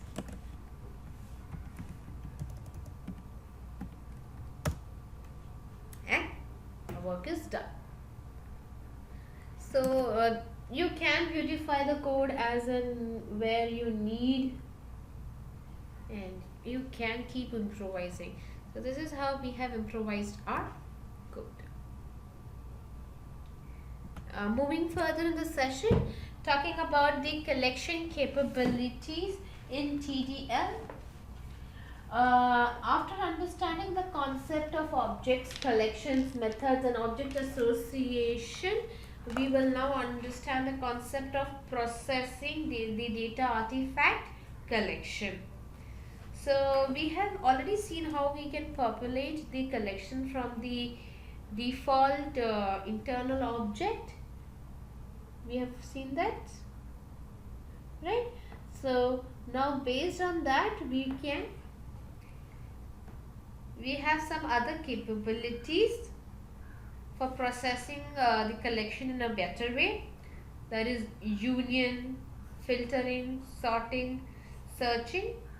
Then there are certain advanced capabilities like extraction, aggregation, usage as table, integration capabilities using HTTP, XML collection, dynamic object support, collection capabilities for remote. Most of these advanced capabilities are covered in the advanced session of objects and collections. So please do refer for further details on them. we would be covering the union capabilities, the basic capabilities of the collection. Starting with the union. Now, what is a union? A collection can be created as a combination of multiple collections. So, a collection can hold multiple collections. The total number of objects in the final collection or the resultant collection is the sum of objects of all the collections holded by that collection. This is known as union. It is it's an 8th standard mathematics that we have learned, intersection and union. So this union capability is similar to that. As you can see, we have collection definition, which has an attribute collection, and it's a comma separated list of collections. So you can have collection 1 of one type, collection 2 of second type, and under this you can write collection 1 comma collection 2, and becomes a union of collection.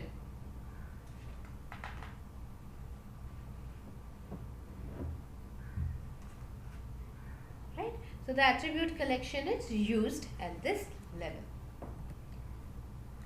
Well, you can write this code on your own and check how this unioning works. Now, we have already written so many collection reports, so I am very sure that you can create this. Try it out. You will have one repeat line on repeating on the collection. This collection will make use of the attribute collection, and the collections list will be comma separated 1 and 2. So this is the same thing that you have to do. Type colon ledger, type colon group, and the union, and the list will come like this. Now talking about filtration. Now, what is a filtration? Filtration is nothing but removing the objects that you do not require in a report. It is required to retrieve only a specific set of objects. So you remove whatever is not required. Then the collection needs to be filtered. Filtering is applied on the collection based on various conditions, based on the customer's needs. All the objects which satisfy the given condition is filtered out. Now, to do filtrations, we have 3 attributes: the child of attribute, belongs to attribute, and filter attribute. So we have 3 attributes: child of, belongs to, and filter at our collection. Now, belongs to attribute and child of attribute goes hand in hand. Now, what is the child of attribute does? The child of attribute helps to control the display of the contents of a collection. It retrieves only those objects whose direct parent is the string specified in the parameter. So, when we write type colon ledger and we give child of group sundry, we give child of sundry debtors, it will retrieve only those ledgers which are directly under sundry debtors. Now what will happen is, it will return all the ledgers grouped directly under sundry debtors. Now what will happen if what if you have another group called Mumbai debtors, Bangalore debtors, Kolkata debtors, Delhi debtors under that, and then you have some ledgers created under that? It would not show you the output. Those ledgers would not come. So to get even those ledgers is why the belongs to attribute can be used. So the belongs to attribute can be used along with the child of attribute.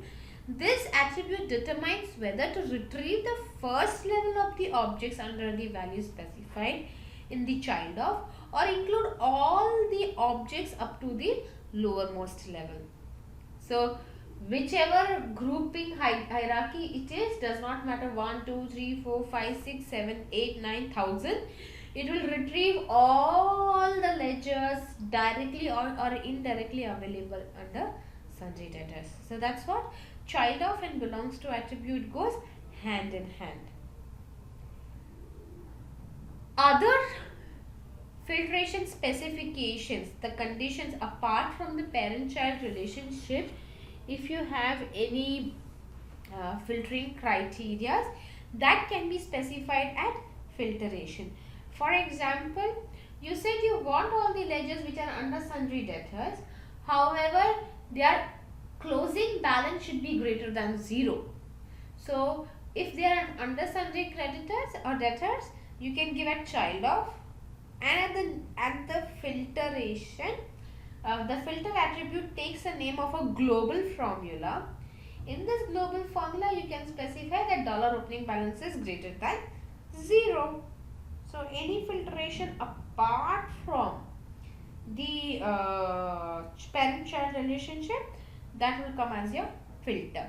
Now, the filter attribute takes a name of a system formula, but does not expect you to give double add, because the only expectation it has is a system formula.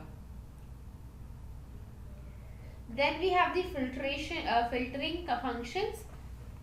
Filter AMT total. In case you want to total up some values based on a filtering criteria, you can make use of this function. It is used to get the sum of the value returned by the specified expression when applied to an object, to all the objects. So it's a group of collection you have, and you provide a filter criteria for totaling up the amount, and the return type will be amount. Similarly, we have filter QTY total. It is similar to your filter AMT total. The difference between AMT total and QTY total is the QTY total will return you the value based on quantity. So it goes as $filter QTY total colon the collection name colon the filtration criteria colon the value expression. Similarly, we have filter count also, which will count how many objects does the collection have based on the filter criteria. And filter value is used to get the value of a specific expression based on the position specified in the set of objects based on the filtration criteria given. There are a lot of attribute requirements that we have. Well, as seen in the screen, there is a function we have $group sundry debtors. This identifies the group, default group sundry debtors. There is a possibility that you can give a hard-coded value sundry debtors which is equal to $group sundry debtors. Now, what is the difference between utility of this function and directly writing the text sundry debtors is, in case any person changes the group name in the master, $group sundry debtors still can identify that it is sundry debtors, but the name has been changed, so it can identify that. But when you give the text sundry debtors, it is actually matching the text, which fails. So it is better to use functions. So similarly, for group sundry debtors, we have for group sundry creditors, we have for group bank, we have for group cash, we have for every kind of group a function. So even if your customer changes the name of the group, your code will not fail. So this is a try it out that you will have to create a report which has a collection of type ledgers and only those which has sundry debtors. Then when you write belongs to yes, and you can get all the details, and for filter criteria also you can write a filter criteria. So you can write a code on this also. So there are 3 try it outs that you will need to write. The first try it out is create a report to display the list of ledgers under sundry debtors. So the collection will be of type ledger, child of $group sundry debtors. So one is ready. Second, simply add belongs to yes to that, and you will see the change in the number of objects returned by this collection. Third, You try a filter criteria of your own and check the output that you need.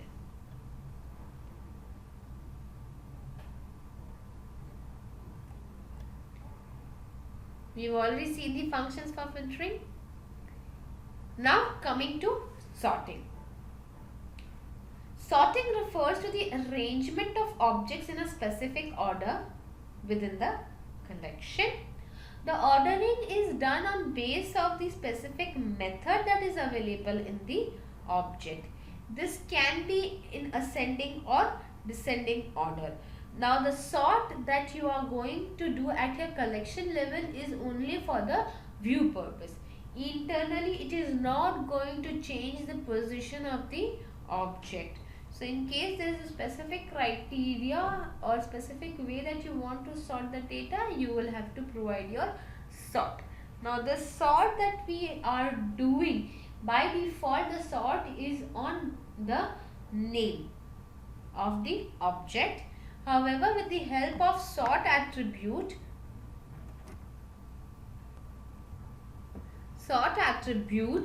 colon at a default is a system name.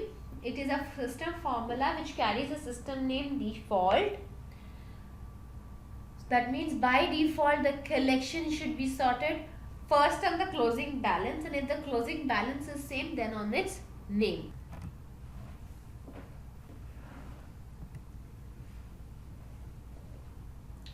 Now coming to the searching, the collection capabilities have been able to index the objects based on a particular method. Whenever a collection is indexed on a particular method, it allows instant access to the corresponding values without a need of complete scan.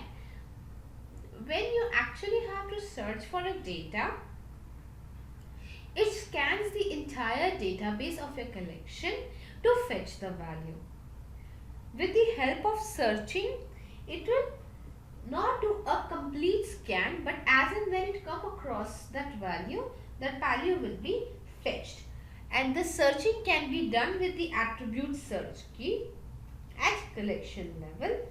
This implies that a unique key is created for every object, so very similar to the primary key that we talk about in our other databases. For every object which can be used to instantly access the corresponding object and its values.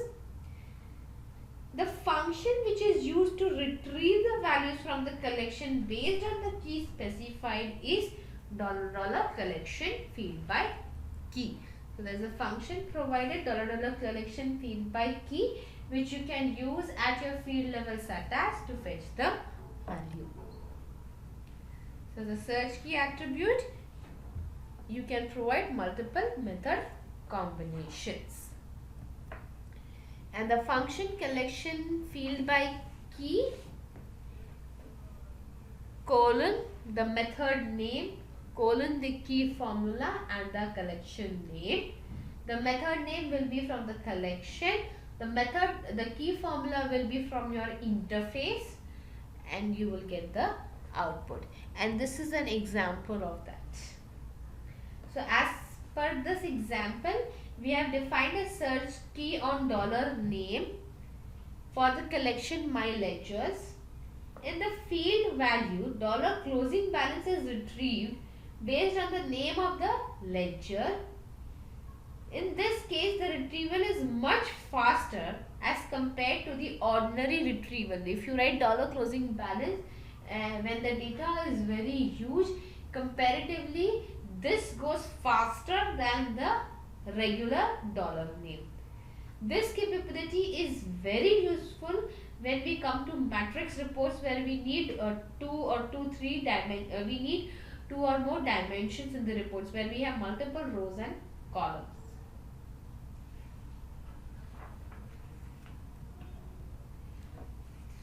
Now coming to the advanced capability of extraction. The collection capabilities is to extract the information from the collection using the other collection, including its sub-objects, with the choice of methods, filters and sort orders. Specific attributes are available at collection level to achieve this. Currently, first thing that we have is the function $collection field. This is used to get the value of specific expression as applied on the object of a collection. So you can write $collection field colon the value expression, that's the method name, position number 1, 2, 3, 4 and the collection name, collection, voucher type, all ledger entries. You can provide any collection name. Now what is a grouping and aggregation? Well, prior to Tally.ERP 9, totals were generated using total and aggregations. However, from Tally.ERP 9, a major technological advancement in Tally.ERP 9 is the data roll-up in the TDL by collection group by. So we have introduced something called as group by at collection level, which is a part of the TDL language capability, and this has increased the speed of our report very fast. It will facilitate to generate large summary reports. Now we also have a function called $AMT total. As the function suggests, the function is used to get the sum of the values of type amount returned by a specific expression to all the objects of a collection. Then we have call QTY total. Again, it is similar to call AMT total. The only difference is that it will return on quantity. Similarly, we have for num total, it returns based on the number. Then there are other advanced capabilities using it as table. Table utility we would be seeing in the next session, where we discuss about the user-defined fields. Integration capabilities using HTTP XML collection is nothing but to gather a live data from the HTTP web service delivering XML. The entire XML automatically gets converted to TDL objects, and a detailed discussion about this topic has been done in the advanced session of objects and collections. Even for dynamic object support, you can only do the alteration in the existing internal object if and only if it is available. However, when we introduce the dynamic object support, this type of object is added and depends upon the specification of the type attribute. In case the type attribute is not specified, it defaults adding an empty standard object, which holds true for a collection, keeping in mind the latest changes. Again, a detailed discussion on the dynamic object support has been done in our advanced objects and collection session. A detailed session has been covered for the capabilities for remoting at collection level, writing a TDL compliant reports. So a separate session on the advanced sessions have been done. Thank you. For further queries, please do write to our support desk at support.tallydeveloper@tallysolutions.com.